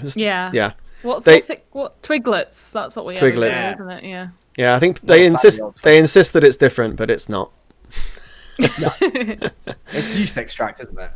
Yeah, I've got I had a really good friend of mine that I both lived and worked with for about 5 years in Edinburgh, who's moved back to Oz now. She's Australian. Used to argue with me about Tim Tams and penguins, and she used to argue with me about Marmite and Vegemite, and I'm like, mate, they're the same. You can't. They're the same. Yeah, pretty much. You really want them to not be the same, so that you can say that your one's better, but they're the same. Yeah. Australian beer is an interesting one because Foster's is marketed as an Australian beer in the UK, but it absolutely isn't, is it? It's an interesting Aussie one. Beer is way nicer. Yeah. As somebody who isn't a big beer drinker, drinking beer in Australia was actually just nice because the beer just better. What is there? There's an Australian beer. I can't remember the name of it off the top of my head now. It will come to me if you say it. What is their kind of equivalent of like Foster's or Tennant's? Like they're kind of. You have Triple X, or I think it's Triple X or 4X beer. I think it is. Yeah, Castlemaine 4X. Oh, there's Castlemaine. I wouldn't trade my Castlemaine 4X for anything else. That's another ad from the 90s that I've got rooted into my brain before I even knew what it was because I was a child. But still, yeah. Oh, there's a brand called Twistys. Oh, Twistys, that's it. Yeah. That is it. That's absolutely nice. love that. They used to serve that in when I lived in Southampton. There was a what's the Australian chain? There's an Australian chain. Oh, Walkabout. Walkabout used to have Twistys in it in Southampton. I absolutely loved it. So easy to drink. My goodness. Walkabout is like an Australian Weatherspoons. Basically, yeah, it basically is. They usually just have the sport on, which is why we used to go there. I like in Oz, if you go to an Irish bar, it's generally like an Irish bar. You go to an Irish bar in like America, and it's like, trust me, this is not an Irish bar. Yeah, it's the same. It's the same in Spain. We've got a few Irish bars in Valencia that and the British bars as well. They're just you're like nah. You've obviously never been English to one, bar, but it's like nah. No, the upholstery doesn't like subtly smell of fag still. So that's right. I always find that English bars, when you go abroad and go to an English bar, they're like, it's an English bar because you might get stabbed here, so we're just rebranding as an English bar. they just think that we're hooligans, so all the dodgy bars. I mean, I'm not saying they're wrong. I'm just saying it's a thing. Smoke without fire and all that. Indeed, yeah. Oh gosh, how long have we? This has been an epic first day back. Yeah, we're nearly at 2.5 hours, and I tell you what, you have been relentlessly slaughtering things in God of War. It's impressive the rate at which you're killing things and still answering these questions. That I died. Well, you did, but you've only died once in 2.5 hours. I think that's pretty impressive. True. Yeah, for sure. I think that's pretty impressive. I feel like we have to ask the question that we ask most guests just to get chat a bit riled up, and that's have you got any controversial Star Wars opinions? Yeah, Star Wars is bad apart from Mandalorian. Oh, there you go. Star Wars is bad apart from Mandalorian. Star Wars is bad, yeah. I know Katie. So Katie really likes it, and every time I speak to Katie, she makes a really good argument for why she likes it. But apart from the original trilogy, and the main reason why I think the original trilogy is a saving grace is because for its time, my days. Yeah, it's really impressive. Cornerstone of modern movie making now, and we wouldn't have the movies we have now if it wasn't for Star Wars. Yeah. But the latest 3 films, no. Specifically the last one, travesty. And the original 3, as in like the prequel and all that, were just boring, man. And I think are great examples of how not to make an entertaining film. I didn't like 1, 2, and 3. My controversial Star Wars opinion wasn't really controversial. It's just that I have absolutely no feelings about Star Wars because people seem to be obsessed with it, and it's not that I don't like it. It's just that I sort of just don't really care about it that much. But the first 3, the 4, 5, and 6 were amazing movies, I think, and like you say, especially when they were made. But yeah, I have watched them now. Yeah, they're good, aren't they, Gab? They are good. Mm-hmm. But the Mandalorian, I'm really enjoying. I'm on season 2 same. now. But yeah, it's great. Episodes 1, 2, and 3, just I'm okay, thanks. And I haven't seen the newer ones. Yeah, I haven't seen the newer ones. I haven't actually watched. So to be fair, I haven't watched the third one, but I watched the synopsis because I was like, well, I got to kind of know what happens in it. And just they did the ultimate thing that I hate, and I won't say it because it's a spoiler, but regarding the antagonist, I guess, or the ultimate antagonist, that was a big no-no for me. I haven't yet to watch, but when I watch, I'll let you know how I feel about that. Yeah, we'll circle back once Gab's seen it. Yeah. When we bring you back for Fruit Wars, Exotic Fruit Wars. Yeah, yes, Exotic Fruit Wars. Well, we are getting to 2.5 hours now, and you're streaming later, aren't you? Did you say you're streaming? No, I'm back tomorrow. Oh, tomorrow you're streaming. Yeah. Okay. But is there anything other than your podcast that you've got upcoming? Any events or? And also chat if you've got any questions you'd like us to throw to Twisty before we say goodbye. Do write them in. Now's your chance. Say now or forever hold your peace. So apart from the streams, I am working on YouTube content. However, it is just taking me a while to actually get any of that done.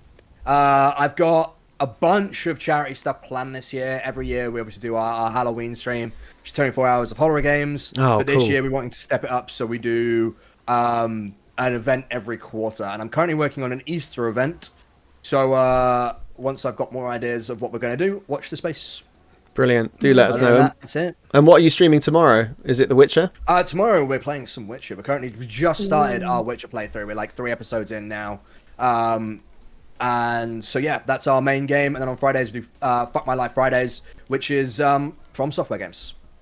Ah, very good. That's cool. Yeah, I noticed that you've been playing The Witcher recently, and Gab's finished that fairly recently, hey Gab? And I've never streamed The Witcher 3, but I've played it and I got completely obsessed with it a few years ago. Yeah, it's a great game. I'm such really a great it. game. So yeah, I will definitely try and tune in tomorrow. We're playing games with Scum and Villainy tomorrow. Scum and Villainy are awesome. Yeah, they're great. They're going to be on the show at some point in season 2. Looking forward to it. Spoiler alert.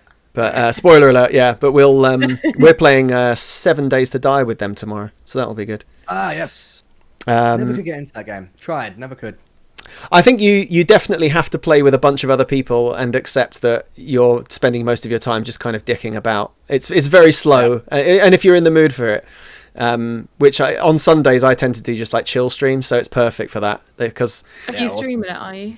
I think I'm going to stream it because I said I would stream tomorrow. So yeah, I think I probably will.